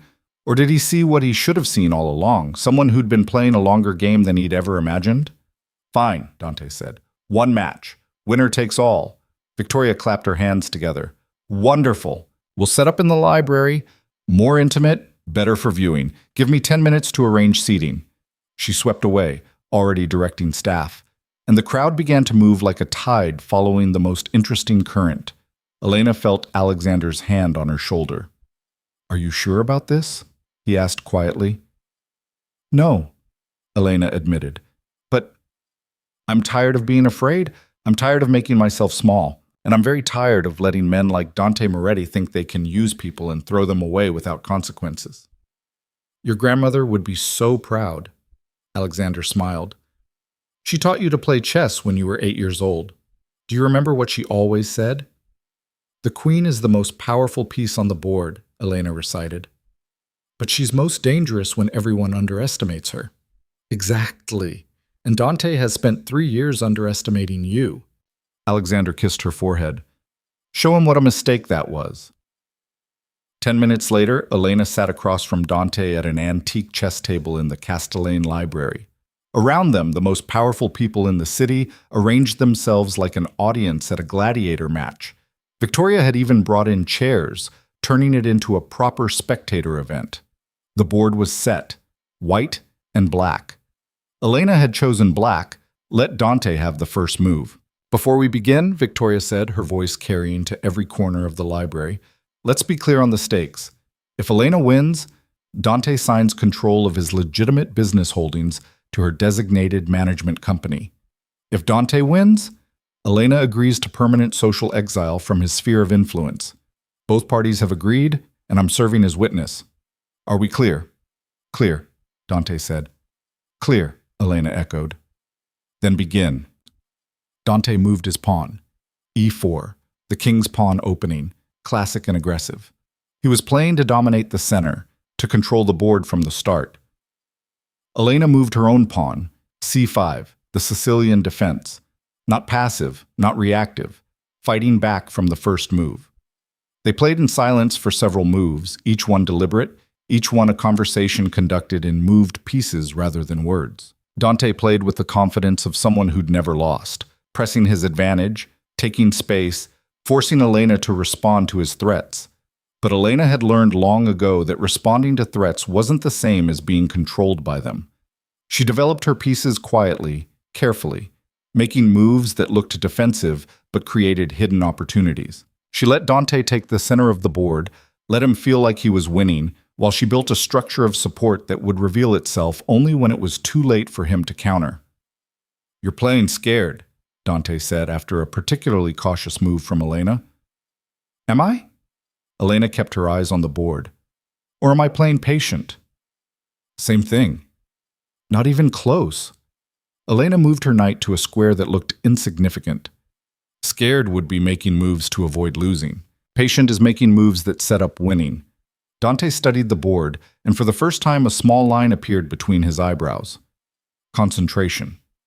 Maybe the first whisper of doubt. He moved his bishop, attacking one of her pawns. Elena ignored the attack, moved her queen instead, placing it on a diagonal that suddenly revealed 3 different threats at once. Dante's eyes narrowed. He studied the position longer this time, seeing the trap Elena had built move by move, seeing how what had looked like defensive scrambling had actually been setting up a complex attack. He moved to defend, but in defending one threat, he left another open. Elena's knight captured his pawn, and suddenly the whole structure of his position started to wobble. The audience leaned forward. For the next 10 moves, Dante fought brilliantly. He sacrificed pieces to maintain his position, traded advantages to eliminate Elena's threats, used every tactical trick he knew to keep the game balanced. But Elena had learned patience in a marriage where speaking up meant being shut down, where asserting herself meant being called difficult, where having opinions meant disappointing Serafina. She'd learned to wait, to watch, to see the patterns other people missed because they were too busy looking at what they wanted to see. She saw the pattern now. Dante played chess the way he lived life, aggressively, confidently, assuming his opponent would crumble under pressure. He'd probably beaten hundreds of people this way, steamrolled over them with superior tactics and unwavering self-belief. But he'd never played someone who'd learned that losing everything meant you had nothing left to protect. Elena sacrificed her own bishop, opening up Dante's king. "Interesting," Dante murmured, taking the piece. "You're getting desperate." "Am I?" She moved her rook, and suddenly Dante's king was in check. He moved to safety, but the safety was an illusion. Elena had positioned her pieces so carefully, so quietly, that every square Dante's king could move to was controlled by something of hers. "Check," she said again, moving her queen. Dante blocked with his knight. Elena took the knight with her rook. "Check." Dante moved his king to the only available square. Elena brought her final pawn forward, the one she'd been carefully advancing all game, the one Dante had ignored because it was just a pawn. Pawns didn't matter. Pawns were disposable. The pawn reached the end of the board. "Queen me," Elena said quietly. A new queen appeared on the board, and with it, checkmate was inevitable. Dante saw it. Elena watched him see it, watched his eyes track across the board looking for an escape that didn't exist, watched the moment he understood that he'd lost. "Checkmate in 3 moves," Alexander said from the audience. "Brilliant." Dante stared at the board for a long moment. Then he looked up at Elena, and something in his expression was almost like respect, almost like recognition, almost like he was seeing her for the first time. "I concede," he said quietly. The library erupted in applause and excited chatter. Victoria Castellane stood, smiling like she'd just witnessed the best entertainment of her life. "Ladies and gentlemen, I believe we have a winner. Elena Ashcroft, congratulations." Elena stood, smoothed her dress, looked down at Dante still sitting at the chessboard. "You taught me something valuable," she said, her voice low enough that only he could hear beneath the applause. "You taught me that in this world people only respect power. Well, I have power now, Dante. I always did. You just never bothered to look for it." She turned to go, but Dante's voice stopped her. "Elena." She looked back. "I did love you," he said. "In the beginning. I really did. Elena smiled, and it was the saddest thing in the world. I know, but love without respect isn't love at all. It's just need dressed up in pretty words. And I'm done being needed by people who don't see my worth. She walked away from the chessboard, away from the man who'd tried to erase her, toward her grandfather who waited with pride written across his face. Behind her, she heard Serafina's voice, sharp and angry, demanding Dante do something, fix this, find a way out of the agreement. But there was no way out. Elena had won. And the queen, as it turned out, was indeed the most powerful piece on the board. The contracts arrived at the Moretti mansion 3 days after the gala, delivered by a law firm so prestigious their letterhead alone commanded respect. Elena wasn't there to see Dante's face when he opened the envelope, but she imagined it must have been similar to the expression he'd worn at the chessboard, that moment of realization that a game he thought he was winning had been lost before he'd even understood the rules. She was in her grandfather's study when her phone rang. Not the number she'd carried as Mrs. Moretti, that one had been disconnected the night of the divorce, but her real phone, the one connected to the Ashcroft network, the one that meant business. Miss Ashcroft, it's David Chen. The voice belonged to the lead attorney handling the transfer. Mr. Moretti's lawyers just confirmed receipt of the documents. They're requesting a meeting to discuss terms. There are no terms to discuss, Elena said, looking out at the estate gardens where morning sun turned the dew to diamonds. The agreement was witnessed by 50 of the most influential people in the city. He lost the chess match. The business is transferred to my designated management company. End of discussion. They're claiming duress, arguing that the wager was made under emotional circumstances and shouldn't be legally binding. Elena's laugh was soft and cold. Dante Moretti built his entire empire on handshake deals and verbal agreements that people honor because breaking them means social and professional death. He's honored dozens of contracts that were never written down, never signed, based solely on his word. Now he wants to claim that a witnessed agreement at a public event doesn't count because he lost. Tell his lawyers that argument won't work, and tell them if they push it, I'll make sure every person who was at that gala knows Dante Moretti's word means nothing. There was a pause on the other end.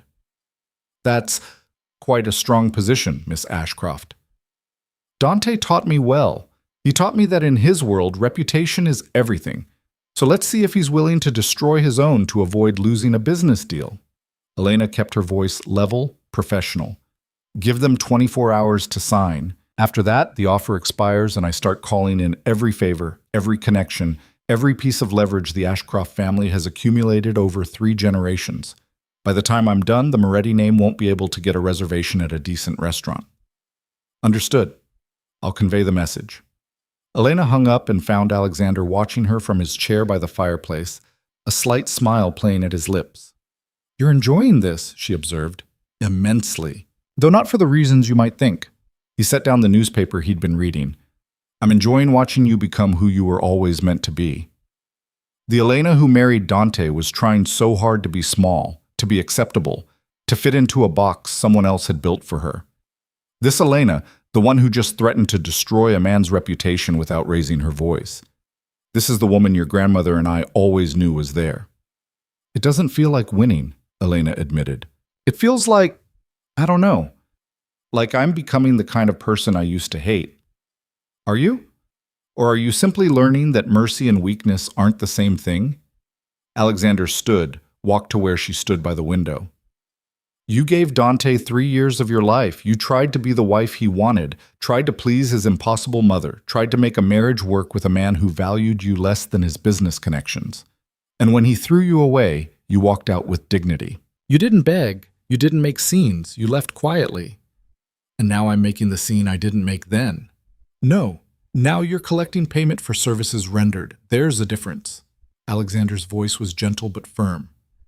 You're not destroying Dante out of spite, Elena. You're simply taking what you earned, respect, acknowledgement, and compensation for 3 years of being treated like you didn't matter. That's not cruelty. That's justice.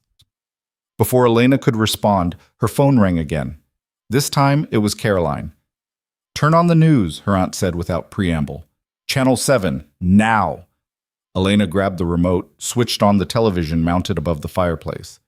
The news anchor's face filled the screen, professional concern arranged like a mask over what looked like barely suppressed excitement. Shocking developments in what's being called the Vasquez shipping scandal. Federal investigators raided the offices of Vasquez Maritime this morning, seizing records and freezing assets in connection with what sources describe as a massive fraud involving multiple financial institutions. Antonio Vasquez, CEO of the company, was taken into custody at his home in the early hours. In a related story, the planned alliance between Vasquez Maritime and Moretti Enterprises has been canceled. Dante Moretti released a statement claiming he had no knowledge of any fraudulent activity and is cooperating fully with investigators. The screen cut to footage of Antonio Vasquez being led from his mansion in handcuffs, his expensive suit rumpled, his face gray with shock and fear. "He's throwing Antonio to the wolves," Elena said quietly. "Of course he is. It's what he does." Alexander watched the screen with the clinical interest of a general studying battlefield reports. Dante's lawyers probably worked through the night drafting that statement.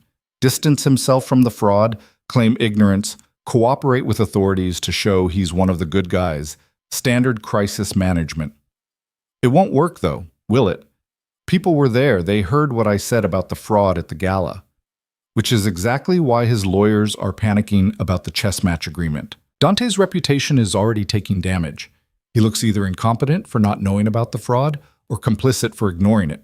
If he also becomes known as a man who doesn't honor his agreements, who welches on deals he loses, the damage becomes terminal. The news continued, showing analysts discussing the potential fallout, the ripple effects through various industries, the questions being raised about oversight and due diligence. Elena watched it all with a strange sense of detachment, as if she were watching someone else's life implode on television. Her phone buzzed, a text from a number she didn't recognize. "We need to talk. D." Elena stared at the message for a long moment, then deleted it without responding. "He's reaching out," Alexander guessed. "Trying to. I'm not interested in talking." Elena set the phone down. "What's the point? Anything he says now is damage control, not genuine. He had 3 years to talk to me, to actually see me, to treat me like a partner instead of a disappointment. He doesn't get to suddenly want conversation now that he needs something from me." "Fair enough. They'll be prepared for him to escalate. Dante's used to getting what he wants, one way or another." Elena thought about that warning as the day progressed. She attended meetings with the management team she'd selected to take over Dante's legitimate businesses. All people with impeccable credentials and no connection to the Moretti criminal empire. She reviewed financial statements, signed authorization documents, made decisions with a clarity that surprised her. When had she become this person? This woman who could sit in boardrooms and discuss corporate restructuring without flinching? When had she learned to read balance sheets and spot liability issues and understand complex legal structures? The answer, she realized, was that she'd always known these things. Her grandmother had made sure of it, spending countless afternoons teaching a young Elena about business and finance and the mechanics of power. Elena had simply buried that knowledge when she'd married Dante, convinced that being his wife meant not threatening his position as the smart one, the powerful one, the one who understood how the world really worked. What a waste that had been. By evening, the contract still hadn't been signed. David Chen called to report that Dante's lawyers were requesting an extension, claiming they needed more time to review the terms. "Deny it," Elena said. "The 24-hour deadline stands. If they haven't signed by noon tomorrow, we proceed with Plan B." Which is? I call every major newspaper, every financial outlet, every gossip column that matters, and I tell them the story. Dante Moretti lost a chess match at the Castellani Gala and now refuses to honor the agreement because his pride can't handle being beaten by his ex-wife. Let's see how his business partners feel about dealing with a man whose word is worthless. That will cause significant damage to his reputation. Yes, it will. Tell his lawyers that. Elena paused. And tell them one more thing. Tell them that every day they delay signing over the businesses, I add another property to the transfer list. Today it's the restaurants and construction companies. Tomorrow I want the real estate portfolio too. The day after that, the private security firm. Keep stalling, and there won't be anything legitimate left in the Moretti empire for him to hide his criminal operations behind. She could hear Chen trying to suppress a smile through the phone. I'll convey the message, Miss Ashcroft. After she hung up, Elena found herself restless. The mansion felt too quiet, too still, like a museum where she was the only living exhibit. She changed into running clothes and went out into the gardens, following the paths she'd run as a teenager, when the weight of being an Ashcroft heir had felt like too much responsibility, and running was the only way to clear her head. The sun was setting, painting the sky in shades of gold and crimson that looked like the world was on fire. Elena ran until her lungs burned and her legs ached. Ran until she couldn't think about Dante or chess matches or business transfers. Ran until there was nothing but movement and breath and the rhythm of her feet against the ground. She was walking back to the house, cooling down, when she heard a car in the driveway. Not one of the family's vehicles. This engine had a different sound, deeper, more aggressive. A sound she recognized even though she'd tried to forget it. Dante's car. Elena's first instinct was to run inside, to lock the doors, to refuse to see him. But that would be the old Elena, the one who avoided confrontation, who made herself small to keep the peace.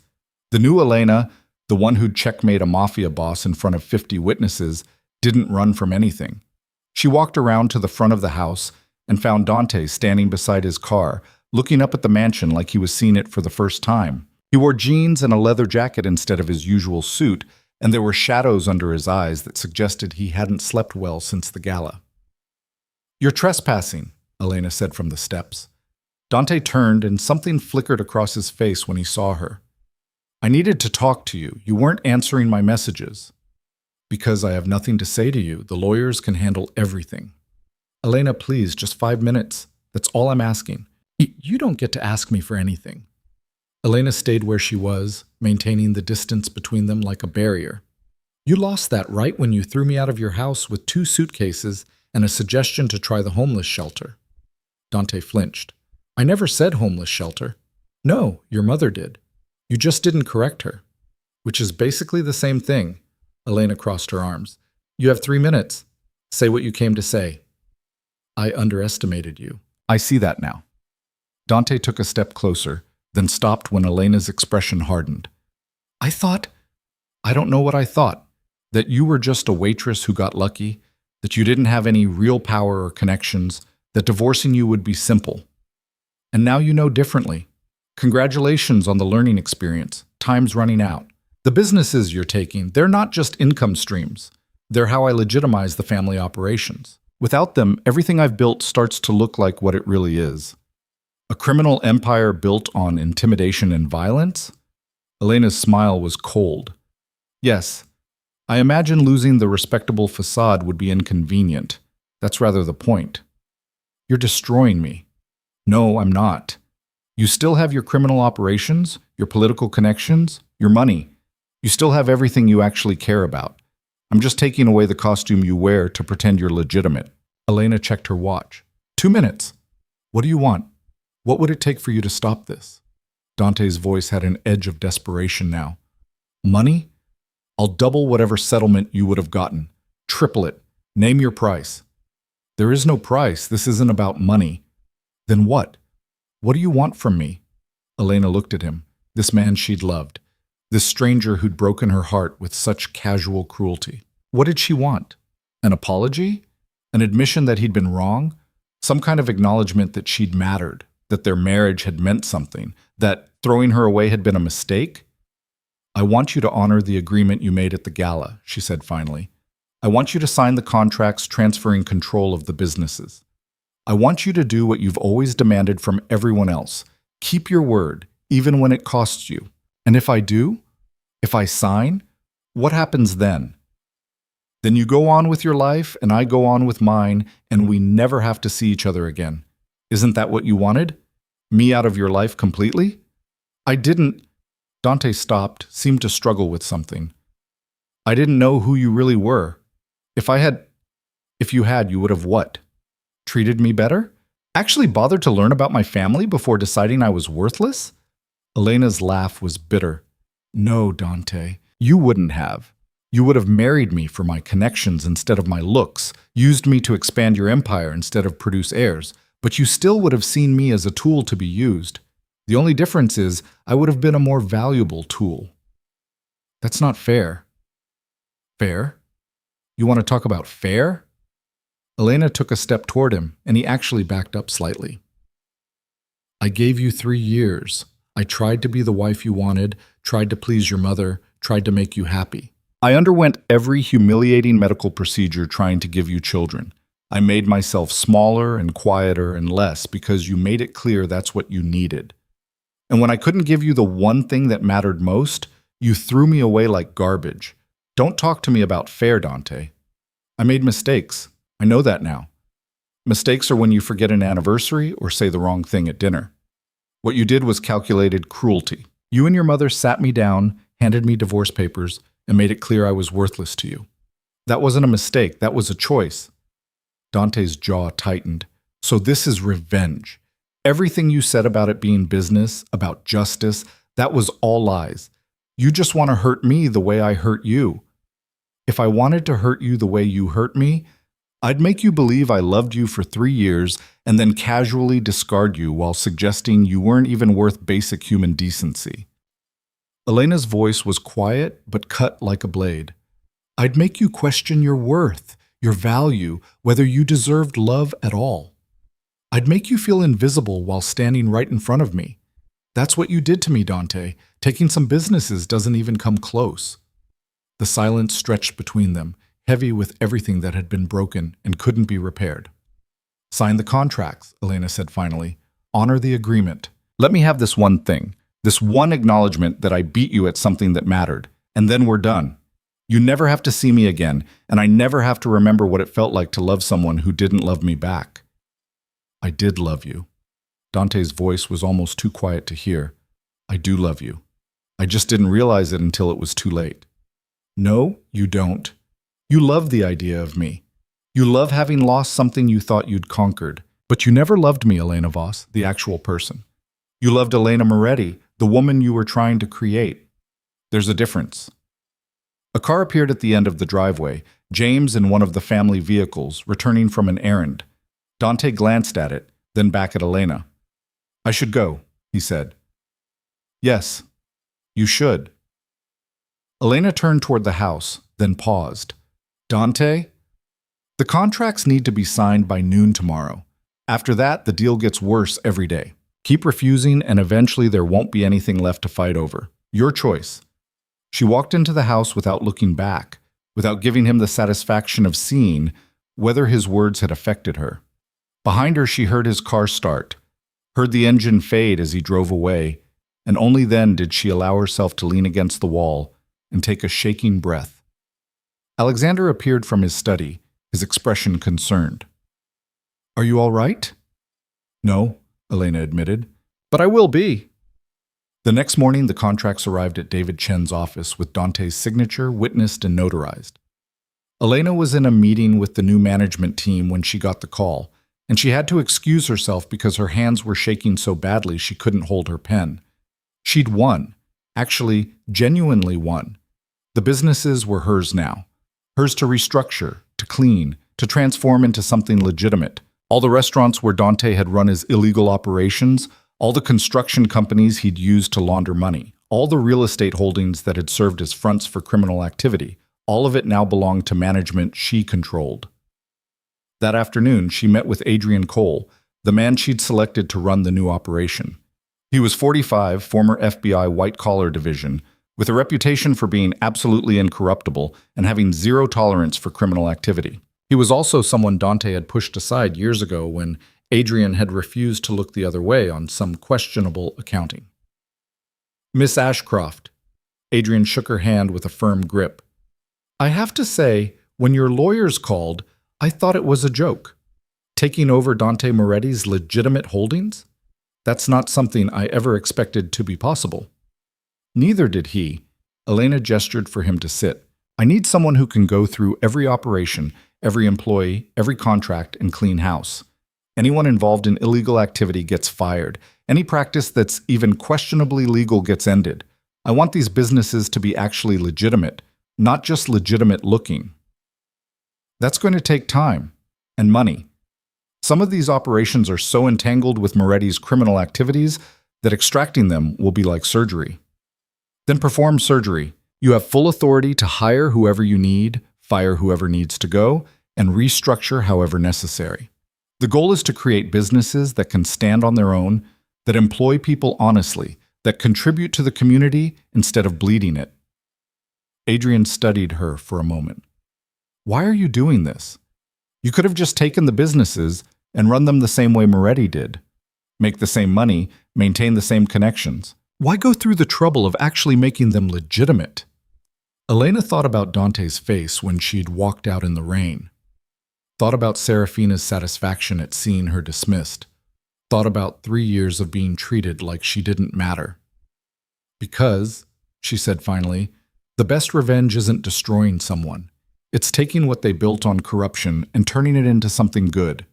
Dante used these businesses to hide his crimes. I'm going to use them to help people.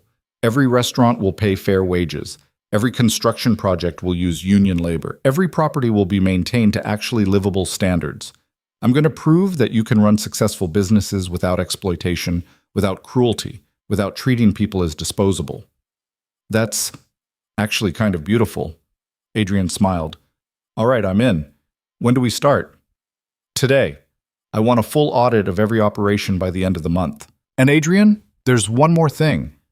What's that? The mansion, the Moretti family estate. Elena pulled out a document. It's part of the real estate holdings. Technically, I now control it. Adrian's eyes widened. You're not seriously, I want Serafina Moretti out within 30 days. She can take her personal belongings, her clothes, her jewelry, anything that's actually hers. But the house itself, the furniture, the art, all of it stays. She lives there because Dante allows it, and those properties now answer to me. She's going to fight this. Let her. The law is on my side. The property is part of the business holdings, and the business holdings are mine now. She has no legal claim to live there. Elena's smile was ice. She told me I'd end up in a homeless shelter. I'm not that cruel. I'm giving her a full month to find somewhere else to go. Adrian laughed, actually laughed. Miss Ashcroft, I think I'm going to enjoy working for you. The eviction notice was delivered to Serafina Moretti 2 days later, handed to her by a process server who'd been paid extra to ensure she received it personally. Elena heard about the reaction secondhand, the screaming, the threats, the insistence that this was illegal and wouldn't stand, and how dare that nobody waitress think she could throw out a Moretti. But the law was clear. The property belonged to the business holdings. The business holdings belonged to Elena's management company. Serafina had no lease, no ownership claim, no legal right to remain. She had 30 days. Elena didn't attend the eviction. She didn't need to see Serafina's face when she was forced to pack up the life she'd built on cruelty and superiority. She didn't need the satisfaction of watching the woman who'd made her feel worthless lose the palace she'd ruled from. But she did arrange for something else. On the morning Serafina was scheduled to leave, a moving truck arrived at a small apartment in a decent but decidedly middle-class neighborhood. The apartment had been paid for a year in advance, furnished simply but comfortably, and came with a note in Elena's handwriting. You told me to find a homeless shelter. I'm not that vindictive, but I am that petty. Enjoy your new home. E. When Caroline heard about it, she'd laughed so hard she'd cried. You gave her a studio apartment in a building with no doorman? A one-bedroom, Elena corrected. I'm not a monster. And it's a nice building, safe neighborhood, good schools nearby if she decides to volunteer or something. The woman lived in a mansion, and now she doesn't. That's what happens when you build your life on someone else's generosity and forget to be grateful. Elena smiled. Besides, I left her more than Dante left me. She has furniture. I had 2 suitcases. The transformation of Moretti's businesses happened faster than anyone expected. Adrian worked like a man possessed, bringing in forensic accountants and labor lawyers and compliance specialists. Within 3 weeks, 14 managers had been fired for embezzlement or fraud. Within 6 weeks, every restaurant had been audited and restructured with new labor practices. Within 2 months, the construction company had renegotiated every contract to include proper safety standards and fair wages. The businesses lost money initially. Turned out running legitimate operations cost more than cutting corners and exploiting workers.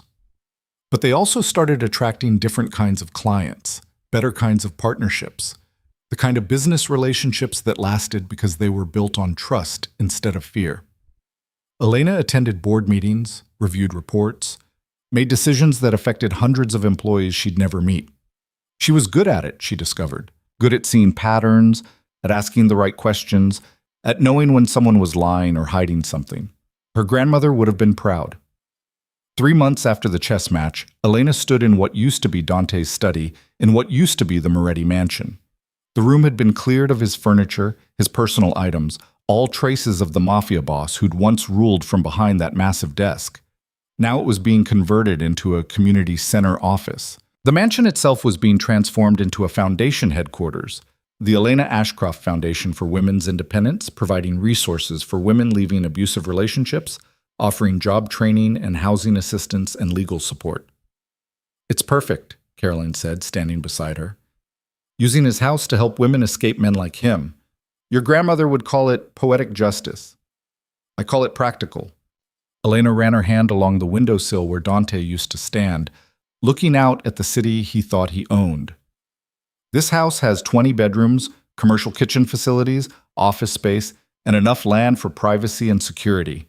It was built for power. Now it'll be used for something that actually matters." "Have you heard from him since the transfer?" "No, and I don't expect to." Elena turned from the window. "Dante's doing what he does best, adapting, rebuilding, finding new ways to maintain his empire. He doesn't need the legitimate businesses. He just needed them as cover. Now he'll find different cover." "And you're okay with that?" Elena considered the question. Was she okay with Dante continuing his criminal operations? With him still being out there, still being dangerous, still hurting people in ways she couldn't prevent? "I'm not responsible for saving him from himself," she said finally. "I'm not responsible for fixing him or changing him or making him be a better man. I did what I could. I took away his ability to hide behind legitimacy. What he does now is his choice, and whatever consequences come from those choices, he'll have earned them." They walked out of the study together, through halls that would soon be filled with women rebuilding their lives, past rooms that would become classrooms, and counseling offices and safe spaces. As they reached the front door, Elena paused and looked back one more time at the mansion that had once felt like a prison. "Goodbye," she said quietly. Not to Dante, not to the marriage that had broken her heart, not even to the woman she'd been when she'd first walked through these doors as a bride. Goodbye to all of it. She stepped out into the sunshine, closed the door behind her, and didn't look back. 6 months after the chess match that changed everything, Elena stood in the London office of Ashcroft Holdings, looking out at a city that had become her new home. Rain streaked the windows. It always seemed to be raining in London, but unlike the storm she'd walked through leaving the Moretti mansion, this rain felt cleansing rather than punishing. Behind her, the office hummed with quiet efficiency. Assistants moved between departments. Phones rang with international calls. Computer screens glowed with stock tickers and market reports. This was the heart of her family's empire, and for the first time in her life, Elena felt like she actually belonged here. "The Paris office is reporting strong fourth-quarter projections," Thomas said, reviewing reports at the conference table. "The maritime division is particularly robust. Those new shipping routes you suggested are paying off." Elena turned from the window, smiled at her uncle. Grandmother always said there was money in solving problems nobody else wanted to touch. Turns out she was right. She usually was. Thomas set down the papers, studied Elena with the same assessing look he'd given her 6 months ago when she'd first arrived at the family estate, broken and furious, and determined not to show either. "You look different. Happier." "I am different, and I think I'm getting there. Happiness." Elena moved to the table, poured herself tea from the service that had been set up. "Some days I wake up and forget about him entirely. Other days I remember everything and it still hurts, but the hurt is getting smaller, more manageable. That's how healing works. It's not linear. It's messy and complicated, and some days you take steps backward." Thomas smiled. "But you're here. You're running operations across 3 continents. You've turned struggling businesses into profitable ones. You've created a foundation that's already helped 50 women leave dangerous situations. I'd say you're doing more than getting there." Elena's phone buzzed. A message from Adrian Cole. "Foundation Gala tonight. You should see this place. It's incredible. She'd been planning to attend the foundation's first major fundraiser remotely, watch from London via video feed because the idea of returning to the city where Dante still lived felt like too much too soon. But looking at Adrian's message, seeing the excitement in his words, Elena made a decision that surprised her. I need to go back, she told Thomas. To the city? Tonight. There's a gala for the foundation, the first major event since we opened. I should be there. I should see what we've built. Elena pulled out her phone, started making calls. Can you handle the Paris meeting tomorrow without me? Of course. But Elena, are you sure? Dante will hear you're back. He might what? Show up? Try to talk to me? Make a scene? Elena's smile was sharper now, colder. Let him. I'm not afraid of Dante Moretti anymore. I beat him once. I can handle seeing him again. 8 hours later, Elena's plane touched down at the private airport where she'd fled 6 months ago with 2 suitcases and a broken heart. James was waiting with the car. The vintage Rolls that still smelled like her grandmother's perfume still felt like coming home. Welcome back, Miss Ashcroft, James said, loading her luggage. The family has missed having you here. I've missed being here, Elena admitted, surprising herself with the truth of it. I thought leaving would feel like running away. But I needed distance. Needed to remember who I was before Dante, before the marriage, before everything. And did you? Remember? Better. I discovered who I am after all of it. Turns out that person is stronger than I thought. The drive into the city felt surreal. Everything looked the same buildings, the same streets, the same landmarks. But Elena saw it all differently now. She wasn't the frightened ex-wife anymore, wasn't the woman who'd walked through rain with nowhere to go. She was Elena Ashcroft, and this city was as much hers as it was anyone's. The foundation gala was being held at the Castellan Hotel, the same venue where she'd played chess with Dante, where she'd won everything and lost nothing. Victoria Castellane had insisted on hosting, had donated the space and offered to manage the entire event as her contribution to the foundation's mission. After what you did to Dante Moretti, Victoria had said during the planning call, every woman in this city who's ever been underestimated wants to support you. This gala will be the event of the season. Mark my words. She'd been right. Elena arrived to find the hotel transformed.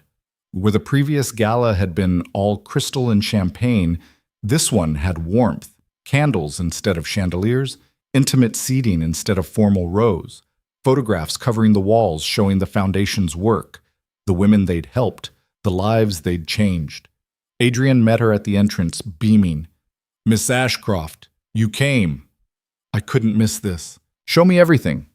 He walked her through the displays, introduced her to staff members, showed her photographs of women who'd come through the foundation's programs. Each picture told a story. Women who'd escaped abusive relationships, who'd rebuilt their lives, who'd found jobs and homes and safety through the resources Elena's foundation provided. This one, Adrian said, stopping at a particular photo. Maria Sanchez. She was married to one of Dante's enforcers. He beat her for years. She finally got the courage to leave 3 months ago. The foundation helped her get a restraining order, found her emergency housing, connected her with job training. She just started working as a paralegal, says she wants to help other women navigate the legal system. Elena stared at the photo. A woman in her 30s, smiling, holding a law book, looking proud and free. She escaped Dante's world. Because you built her a door out of it. That's what this foundation does. It builds doors. Adrian's voice was quiet with emotion. Do you know how many women are trapped in that world? Married to criminals, too scared to leave, convinced they have nowhere to go? You're showing them there's another way. Before Elena could respond, the energy in the room shifted. She felt it before she saw it. That change in atmosphere that meant someone important had arrived. That meant power had entered the building. She turned and saw Alexander at the entrance, Caroline beside him, both dressed for the gala, both smiling with pride when they spotted Elena. You came, Elena said, hugging her grandfather. Of course we came. This is your triumph, Elena. We wouldn't miss it. Alexander looked around the room with satisfaction. Your grandmother would have loved this, using the fortune she helped build to help women who need it most. That's legacy. That's what power should be used for. The gala began, and Elena found herself moving through the crowd, shaking hands with donors, thanking volunteers, listening to stories from women whose lives had been changed by the Foundation's work. Each conversation reinforced why she'd done all of it, why she'd taken Dante's businesses, why she'd evicted Serafina, why she'd turned a mansion built on criminal money into a headquarters for helping people escape that world. She was in the middle of a conversation with a major donor when she felt it again, that shift in the room's energy, that sense that something significant had just happened. Elena looked toward the entrance and felt her breath catch. Dante stood in the doorway, and he wasn't alone. Beside him was a woman Elena didn't recognize, blonde, young, beautiful in the way that required a team of professionals to maintain. She wore diamonds that probably cost more than most people's cars, and clung to Dante's arm like she was afraid someone might steal him. Serafina stood on Dante's other side, and the older woman looked diminished somehow. Still elegant, still wearing designer clothes, but missing that air of absolute authority she'd once carried. Living in a one-bedroom apartment had apparently been humbling. The crowd noticed them immediately. Whispers rippled through the room like wind through grass. People stepped back, creating space, uncertain how this would play out.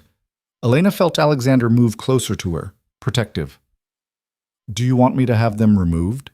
he asked quietly. "No." Elena kept her voice calm. "This is a charity event. Everyone's welcome to attend, even Mafia bosses and their families." She watched Dante scan the room until his eyes found hers. For a moment, they just looked at each other across the distance, and Elena felt the weight of everything that had happened between them. The love, the betrayal, the chess match, the transformation. Then Dante started walking toward her. The crowd parted like water, everyone desperate to hear what would happen when they came face to face for the first time since Elena had taken everything he'd built on legitimacy and turned it into something that actively worked against his world. "Elena." Dante stopped a careful distance away, and Elena noticed the blonde woman looked nervous, uncertain whether she was supposed to be here for this. "I heard you were in London. I didn't expect to see you tonight." "It's my Foundation's gala. Where else would I be?" Elena kept her voice pleasant, professional, giving him nothing. "Of course. I should have realized." Dante gestured to the displays, the photographs, the evidence of everything the Foundation had accomplished. "This is impressive work. You should be proud." "I am. We've helped 73 women in 6 months, provided housing, legal assistance, job training, counseling. Some of them were married to men in your organization. Did you know that?"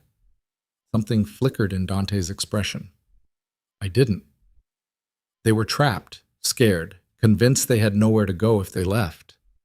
We showed them they were wrong." Elena smiled, and it wasn't kind.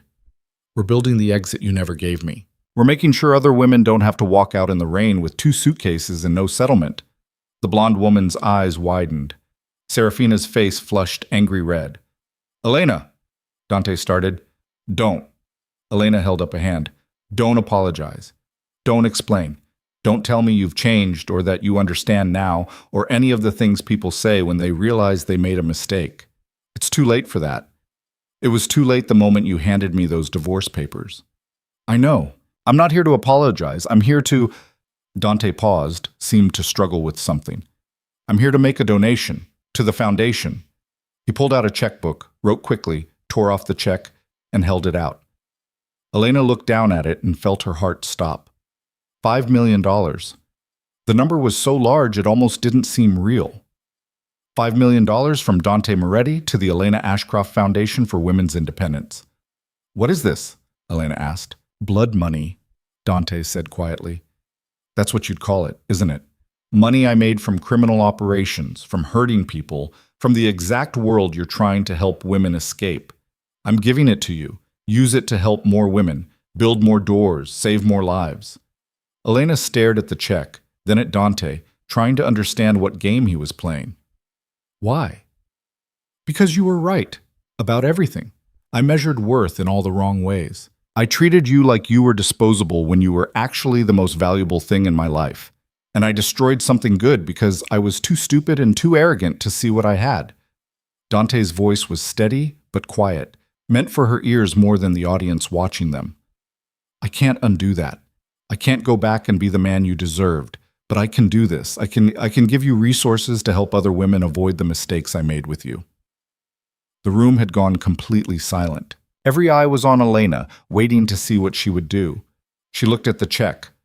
$5 million could help hundreds of women, could expand the foundation's programs, open new locations, provide services they hadn't been able to afford yet, could change lives. But it was Dante's money, built on crime, on violence, on the exact system she was fighting against. "If I take this," Elena said slowly, "I'm accepting money from a criminal empire. I'm legitimizing your operations by using the profits from them." "Yes," Dante agreed, "you are. But you're also taking money that would have gone to buying weapons or bribing politicians or expanding criminal operations, and you're using it to save lives instead. Isn't that a trade worth making?" Elena looked at her grandfather. Alexander's expression was carefully neutral, leaving the decision entirely to her. She looked at Adrian, who nodded slightly, his eyes saying, "Take it, use it, turn his poison into medicine." She looked at the photographs on the walls, all those women who'd escaped, who'd survived, who'd rebuilt their lives with the Foundation's help. "I'll take it," Elena said, "but not as a donation from you, as payment for the businesses you lost. Consider this the settlement I should have gotten in the divorce, the one you refused to give me." Dante's smile was sad. "Fair enough." Elena took the check, held it carefully like it might burn her. "And Dante, don't ever come to one of these events again. This is a space for women healing from men like you. Your presence here, your money here, it's helpful, but you're not welcome. Send future donations through your lawyers. Don't show up in person." "Understood." Dante glanced at the blonde woman still clinging to his arm, then back at Elena. "For what it's worth, I hope you find someone who sees your worth, who appreciates what I was too blind to value. You deserve that." "I don't need someone to see my worth," Elena said quietly. "I see it myself now." "That's what you never understood, Dante. You thought I needed you to make me valuable, but I was always valuable. I just forgot it for a while when I was trying to be what you wanted." She turned away from him, dismissing him the way he'd once dismissed her, and walked back to the donor she'd been speaking with before the interruption. Behind her, she heard Dante leave, heard the whispers start up again, heard the room process what they'd just witnessed. The rest of the gala passed in a blur. Elena smiled, made small talk, accepted congratulations on the Foundation's work, and tried not to think about the check burning a hole in her clutch. When it was finally over, when the last donor had left and the staff had started cleaning up, Elena found herself alone in the library where she'd played chess 6 months ago. The board was still there, set up on the same table, pieces arranged in starting position like they were waiting for another match. She sat down in the chair she'd occupied that night, looked across at the empty chair where Dante had sat, and tried to figure out how she felt. Victorious? Yes, in a way. She'd won the chess match, taken his businesses, built something meaningful from the ruins of her marriage. Satisfied? Not quite. Revenge had felt good in the moment, but now, months later, it felt empty. She'd hurt Dante, embarrassed him, taken things he valued, but none of it had healed the part of her that still remembered loving him. Free? That was closer to the truth. She felt free in a way she never had as his wife, free in a way she'd never imagined possible when she was signing those divorce papers in the rain. "Your grandmother used to say that the best revenge is living well." Alexander's voice came from the doorway. He walked in, sat down across from Elena in the chair Dante had occupied. "I think she'd say you've achieved that. Have I? Or have I just become the kind of person who turns pain into power, who uses hurt to justify hurting others?" Elena looked at the chessboard between them. "I evicted his mother, grandfather. I made Serafina Moretti move into a one-bedroom apartment after she'd lived in a mansion her entire adult life. That wasn't justice. That was cruelty. Was it? Or was it natural consequences?" Alexander picked up the white king, turned it in his fingers. Serafina built her life on being Mrs. Moretti, on living in a house her son controlled, on deriving her power from his empire. When you took control of that empire's legitimate face, she lost the foundation of her power. That's not cruelty. That's cause and effect. She's 70 years old, and she spent 70 years being cruel to people she considered beneath her, including you. Alexander set down the king. "Elena, you gave her a paid-for apartment in a safe neighborhood. You could have left her with nothing. You could have made sure she ended up in the homeless shelter she suggested for you. But you didn't. Even in your anger, even in your desire for justice, you still showed more mercy than she ever showed you. That's not cruelty. That's restraint. Elena wanted to believe him. Wanted to believe that everything she'd done had been justified, that she'd been righting wrongs rather than creating new ones. What about the foundation? She asked. I took Dante's money tonight. $5 million built on crime and violence. How is that different from what he did? Taking dirty money and trying to make it clean. The difference is in what happens to the money after you take it. Dante used legitimate businesses to hide criminal profits. You're using criminal profits to help people escape criminal operations. The money's the same, but the outcome is completely different. Alexander leaned forward. Elena, you can't save everyone. You can't fix everything Dante broke. But you can use the resources available to you, including his guilt money, to help the people you can reach. That's not hypocritical, that's practical. Grandmother would have taken the money without a second thought. She would have smiled, thanked him graciously, and used every penny to help people he'd hurt. Because that's what power is for. Not to prove you're better than someone, but to make the world better than it was before you got here. Elena looked at her grandfather, this man who'd built an empire on shrewd business and strategic thinking, who'd never hesitated to be ruthless when necessary, but had also never lost sight of why power mattered. I miss her, Elena said quietly. Grandmother, I wish she could have seen this, seen me figure out how to be an Ashcroft again. She sees it. Wherever she is, whatever comes after, she sees it, and she's proud of you. Alexander smiled. As am I. You took a terrible situation and turned it into an opportunity to help people. You took pain and transformed it into purpose. That's not revenge, Elena. That's alchemy. 3 months later, Elena stood on the terrace of her apartment in Paris, watching the city light up as evening fell. The Eiffel Tower glowed in the distance, and somewhere far below, couples walked along the Seine. Tourists took photographs. Life continued in all its messy, beautiful complexity. Her phone rang.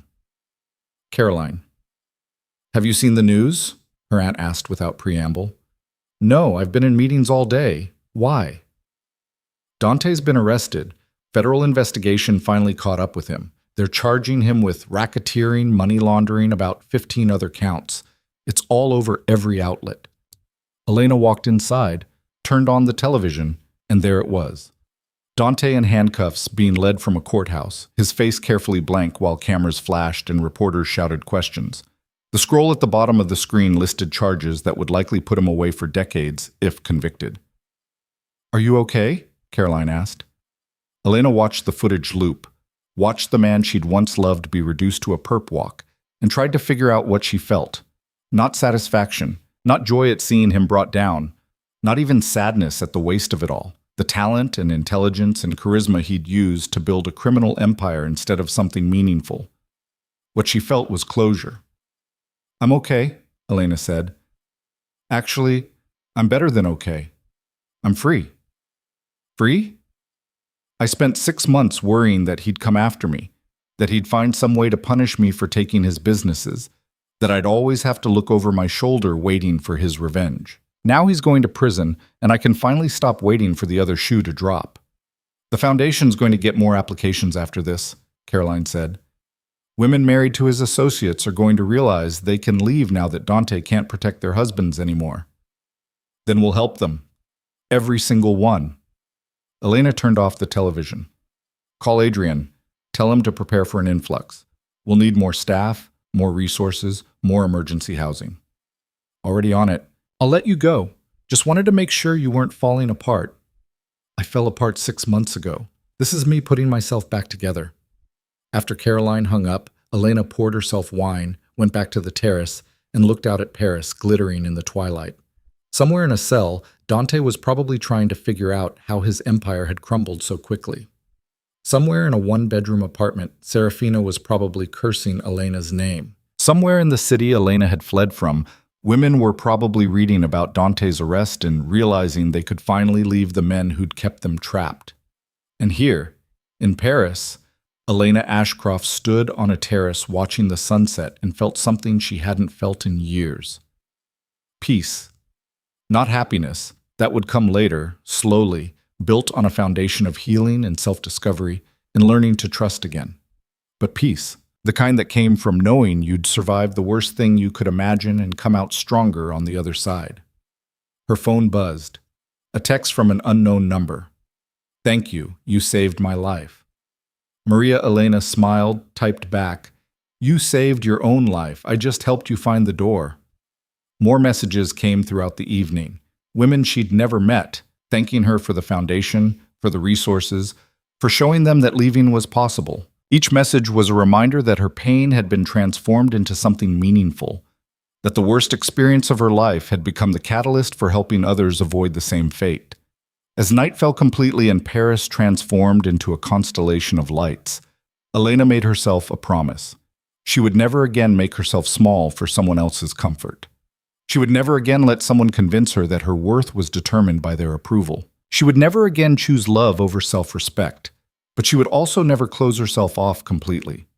Never let Dante's betrayal turn her into someone who couldn't trust, couldn't love, couldn't be vulnerable. That would be letting him win in a different way, letting him damage not just her past, but her future too. The woman who'd signed divorce papers in the rain was gone. The woman who'd walked into a gala and checkmate a mafia boss was evolving. And the woman standing on this terrace in Paris, watching the city glow and feeling at peace with herself for the first time in years, this woman was still being discovered. 6 months later, Elena attended the Foundation's annual gala. The event had grown, more donors, more attendees, more stories of women whose lives had been changed. Adrian had expanded operations to 3 cities, and they were planning locations in 2 more by year's end. Victoria Castellane cornered her near the bar. "I have someone I want you to meet." "Victoria, if this is another setup, it's not a setup, just a fellow philanthropist who's impressed with your work." Victoria gestured to a man standing nearby, examining one of the photo displays. He was tall, maybe 40, with silver threading through dark hair and the kind of face that suggested he smiled often. He wore his tuxedo like he was comfortable in formal settings, but would rather be somewhere casual, and when he turned to look at Elena, his eyes were kind. "Elena Ashcroft, this is Dr. Marcus Webb. He runs a medical foundation providing healthcare to underserved communities. Marcus, this is Elena Ashcroft, the brilliant woman behind all of this." Marcus extended his hand and Elena shook it. "Dr. Webb?" "Please, Marcus, I'm only doctor when I'm giving bad news about test results." His smile was genuine, reaching his eyes. "Your foundation is doing incredible work. I've been reading about your programs. The comprehensive approach, housing, legal aid, job training, counseling, it's exactly what's needed." They talked for 20 minutes about nonprofit work, funding challenges, success stories. Marcus was easy to talk to, genuinely interested in the foundation's mission without any agenda Elena could detect. When he finally excused himself to speak with other donors, Victoria reappeared with a knowing smile. "He's single," she said. "I'm not interested." "Liar. You smiled more in 20 minutes talking to him than you have all evening." "That's because he was talking about work, not trying to flirt with me." "He was definitely flirting with you. Subtly, respectfully, but definitely flirting." Victoria sipped her champagne. "You know you're allowed to move on, right? You've spent a year building something amazing from the ashes of your marriage. At some point, you're allowed to be happy." Elena wanted to argue, but Victoria was right. She had spent a year focused on the foundation, on work, on proving she could be successful without Dante. Maybe it was time to prove she could be happy without him too. When Marcus approached her again at the end of the evening, asking if she'd like to have coffee sometime to discuss potential partnership between their foundations, Elena said yes. It wasn't romance. Not yet. Maybe not ever. But it was possibility, and that was enough. 2 years after the night she'd signed divorce papers in the rain, Elena stood in the same library where she'd played chess with Dante, but this time the room was filled with women. Graduates of the Foundation's program, all of them wearing caps and gowns, all of them holding certificates proving they'd completed job training courses that would help them build independent lives. Elena gave a speech about strength and resilience and the difference between surviving and thriving. She talked about her own journey, leaving a marriage that had diminished her, rebuilding from nothing, discovering that power came from within rather than from someone else's approval. You are not defined by the worst thing that happened to you, she told the women in front of her. You are not defined by the men who hurt you, the circumstances that trapped you, the fear that kept you silent. You are defined by what you do next, by the choices you make now that you're free, by the lives you build from this moment forward. After the ceremony, a young woman approached her, 22, maybe 23, with bruises still fading on her wrists and fear still lingering in her eyes. Miss Ashcroft, I wanted to thank you. I left my husband 3 weeks ago. Your foundation helped me get an apartment, helped me file for divorce, helped me figure out what comes next. I don't know if I'd be alive if you hadn't built this. Elena took the woman's hands, held them gently. What's your name? Sophie. Sophie, I didn't save you, you saved yourself. You found the courage to leave, to ask for help, to believe you deserved better. The foundation just gave you tools. You're the one using them to build a new life. But you built the foundation. After everything you went through, you could have just disappeared, lived your life, never looked back. Instead, you built this. You built doors for people like me. Elena felt tears prick her eyes. Someone very wise once told me that the best revenge is living well. I think he was right, but I'd add something to that. The best revenge isn't just living well yourself. It's making sure other people get the chance to live well too. That's what this is. That's what all of you are. You're my revenge against every man who thought he could break a woman and throw away the pieces. That night, Elena returned to her grandfather's estate. Alexander was in his study, reading beside the fire, and he looked up when she entered. How was the graduation? He asked. Perfect. Heartbreaking and hopeful and perfect. Elena sat across from him. 32 women completed the program this cycle. 32 women who are now certified in various trades, who have jobs waiting, who have apartments and independence and futures they built themselves. Your grandmother would be so proud. Alexander set down his book. I'm proud. You took something terrible and turned it into something beautiful. I had good teachers. Elena smiled. Grandmother taught me about power and business. You taught me about strategy and patience. Dante taught me what not to accept from people. Altogether, it made me who I am now. And who is that? Elena considered the question. Who was she now? Not the waitress dreaming of a better life, not the wife trying to be perfect enough to earn love, not even the angry ex-wife seeking revenge through chess matches and business takeovers. I'm someone who knows her worth, Elena said finally. Someone who doesn't need validation from others because she validates herself. Someone who uses power to help people rather than hurt them. Someone who's still healing but getting stronger every day. That's a good person to be, Alexander said softly. They sat in comfortable silence, watching the fire, and Elena felt the last piece of something break free inside her chest. Not the anger she'd been carrying, that had dissolved months ago. Not the pain that had faded to a manageable ache. This was something else. The last chain connecting her to who she'd been in that marriage. The last whisper of voice asking if she could have done something differently, if she could have saved what was broken. The answer was no. She couldn't have. Some things were meant to break so better things could grow from the pieces. 5 years after walking out of the Moretti mansion, Elena stood at her grandmother's grave, placing fresh flowers on the headstone. I did it, she said to the carved marble.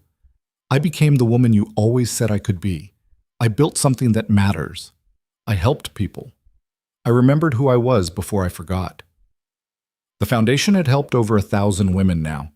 They had offices in 8 cities, partnerships with dozens of organizations, success stories that filled albums. The businesses she'd taken from Dante had become legitimate success stories, profitable, ethical, employing hundreds of people with fair wages and good benefits. And Elena herself had changed in ways she'd never anticipated. She was CEO of Ashcroft Holdings now, running the family empire with the same strategic brilliance her grandmother had shown. She sat on boards, made decisions affecting thousands of employees, negotiated deals that shaped international markets. She'd also, despite her best efforts to remain focused purely on work, fallen in love again. Marcus had been patient, understanding, never pushing her faster than she was ready to move. Their relationship had developed slowly over 3 years. Friendship first, then partnership in their philanthropic work, and finally something deeper. He'd proposed 3 months ago on the terrace of her Paris apartment with a ring that wasn't ostentatious or expensive looking but perfectly suited her. "I know you've been married before," he'd said. "I know it ended badly. I know you're careful about trusting people with your heart. So I want to be very clear about what I'm asking. I'm not asking you to be someone you're not. I'm not asking you to make yourself smaller or quieter or different. I'm asking if you'll let me be the person who sees all of you, the brilliant, fierce, complicated, amazing person you are, and loves every bit of it. Can you do that?" Elena had said yes. Not because Marcus made her complete. She was already complete. Not because she needed him. She'd proven she didn't need anyone.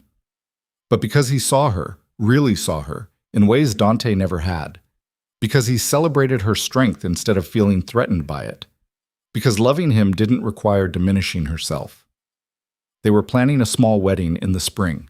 No massive affair, no society event, just family and close friends in the garden of her grandfather's estate. Elena's phone buzzed.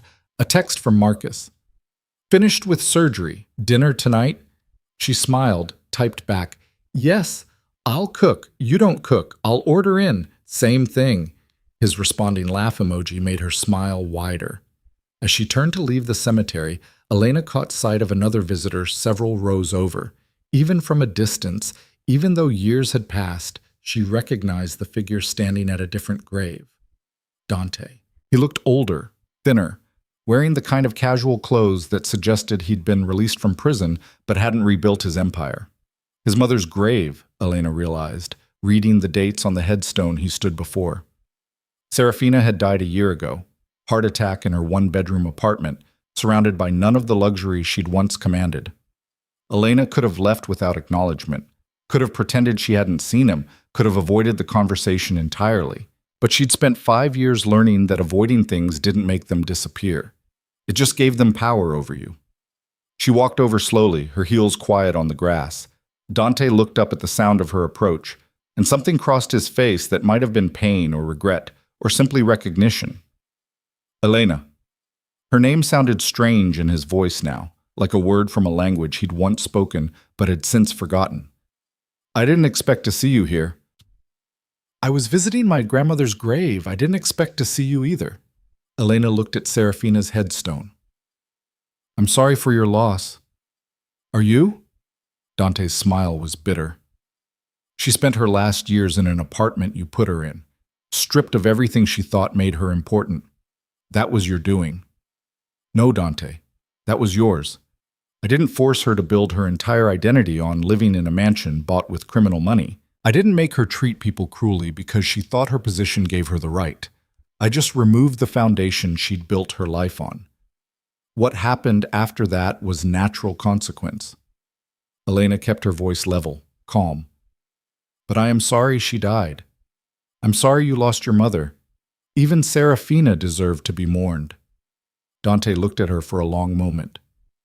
"You look happy." "I am." "Good. You deserve that." He turned back to his mother's grave. "I hear you're engaged to a doctor, someone who actually deserves you. How did you—" "I still have some connections. Some people who keep me informed about what matters." Dante's voice was quiet. "I'm glad you found someone better, someone who sees what I was too stupid to value." Elena wanted to feel vindicated, wanted to feel that surge of satisfaction at hearing Dante admit he'd been wrong.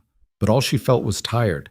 Tired of this old story, this old pain, this man who'd hurt her so deeply and then had the audacity to think his regret mattered. "I didn't find someone better," she said. "I became someone better. The difference between Marcus and you isn't that he's a better man. It's that I'm a better version of myself. I don't need him to see my worth anymore. I see it myself. That's what you never understood. My value didn't come from your recognition. It was always there. You just refused to look. I know that now." "Good. I hope that knowledge keeps you company in whatever life you've built since prison." Elena turned to go, then paused. "Dante, I forgive you, not because you deserve it, not because what you did was okay, but because carrying anger around for 5 years is exhausting, and I'm tired of letting you take up space in my head. So I forgive you, and I release you, and I let go of every piece of the story where you were important to me. Goodbye." She walked away without looking back, and this time there was no rain, no storm, no dramatic exit. Just a woman leaving a graveyard in the sunshine, heading home to a man who loved her properly, to a life she'd built on her own terms, to a future that belonged entirely to her. That evening, Elena and Marcus had dinner on the terrace of her apartment, watching Paris light up below them. "You're quiet tonight," Marcus observed. "Everything okay?" "I saw Dante today, at the cemetery." Marcus set down his wine glass. And I realized I don't feel anything about him anymore. Not anger, not pain, not even satisfaction at how far he's fallen. Just nothing. He's become a character in a story about someone else's life. Elena smiled. "Is that terrible? To feel nothing about someone you once loved?" "No. I think it's healing." Marcus reached across the table, took her hand. "You know what I love most about you? My incredible modesty? Besides that," he smiled, "I love that you took the worst thing that ever happened to you and used it to make sure it wouldn't happen to other people. You took pain and transformed it into purpose. That's not revenge. That's alchemy. That's magic." Elena thought about all the women who'd graduated from the Foundation's programs, all the lives that had been changed, all the doors that had been opened. Thought about the businesses she'd transformed from criminal fronts into legitimate operations. Thought about the life she'd built from the ashes of her marriage. "It wasn't magic," she said. "It was choice. Every day, choosing to be better instead of bitter, choosing to help instead of hurt, choosing to transform instead of destroy. And today, what did you choose? To let go, completely. Finally." Elena squeezed his hand. "I forgave him, not for his sake, but for mine. Because I'm tired of giving him power over any part of my life, even if that power is just my anger." Marcus studied her face in the twilight. "You're extraordinary, you know that? I'm a woman who survived a bad marriage and decided to do something productive with the experience. That's not extraordinary. That's just refusing to let someone else's cruelty define my future. That's exactly what makes you extraordinary." They sat in comfortable silence as night fell and the city transformed into a constellation of lights. Elena thought about the girl she'd been when she'd met Dante, 25, working as a waitress, dreaming of a life beyond double shifts and tired feet. That girl had thought love was enough, had thought being chosen by someone powerful meant she was valuable. She knew better now. Value didn't come from being chosen. It came from choosing yourself every day, even when that choice was hard. Especially when that choice was hard. The Eiffel Tower began its hourly light show, sparkling against the dark sky, and Elena watched it with the man she loved beside her, the life she'd built surrounding her, and the future she'd earned stretching out ahead like an open road. Somewhere in the city she'd fled from, Dante was probably still trying to rebuild his empire.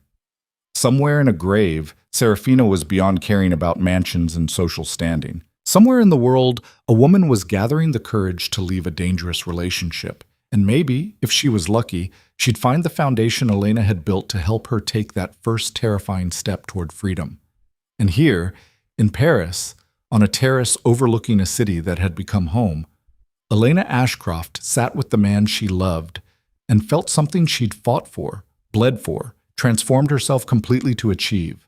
Not revenge, not vindication, not even satisfaction at having won. Just peace. The kind of peace that came from knowing you'd survived the worst thing you could imagine and become someone better on the other side.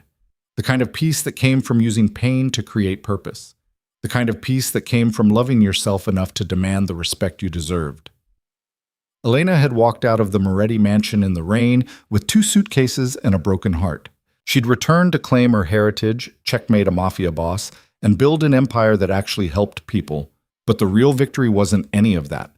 The real victory was this moment, this peace, this life she'd built where she was seen, valued, loved for exactly who she was. Dante had tried to erase her. Instead, he'd set her free. And Elena Ashcroft, not Moretti, not the discarded wife, not the nobody waitress, but Elena Ashcroft, had used that freedom to become the queen she was always meant to be. Not because someone crowned her, but because she'd learned to crown herself.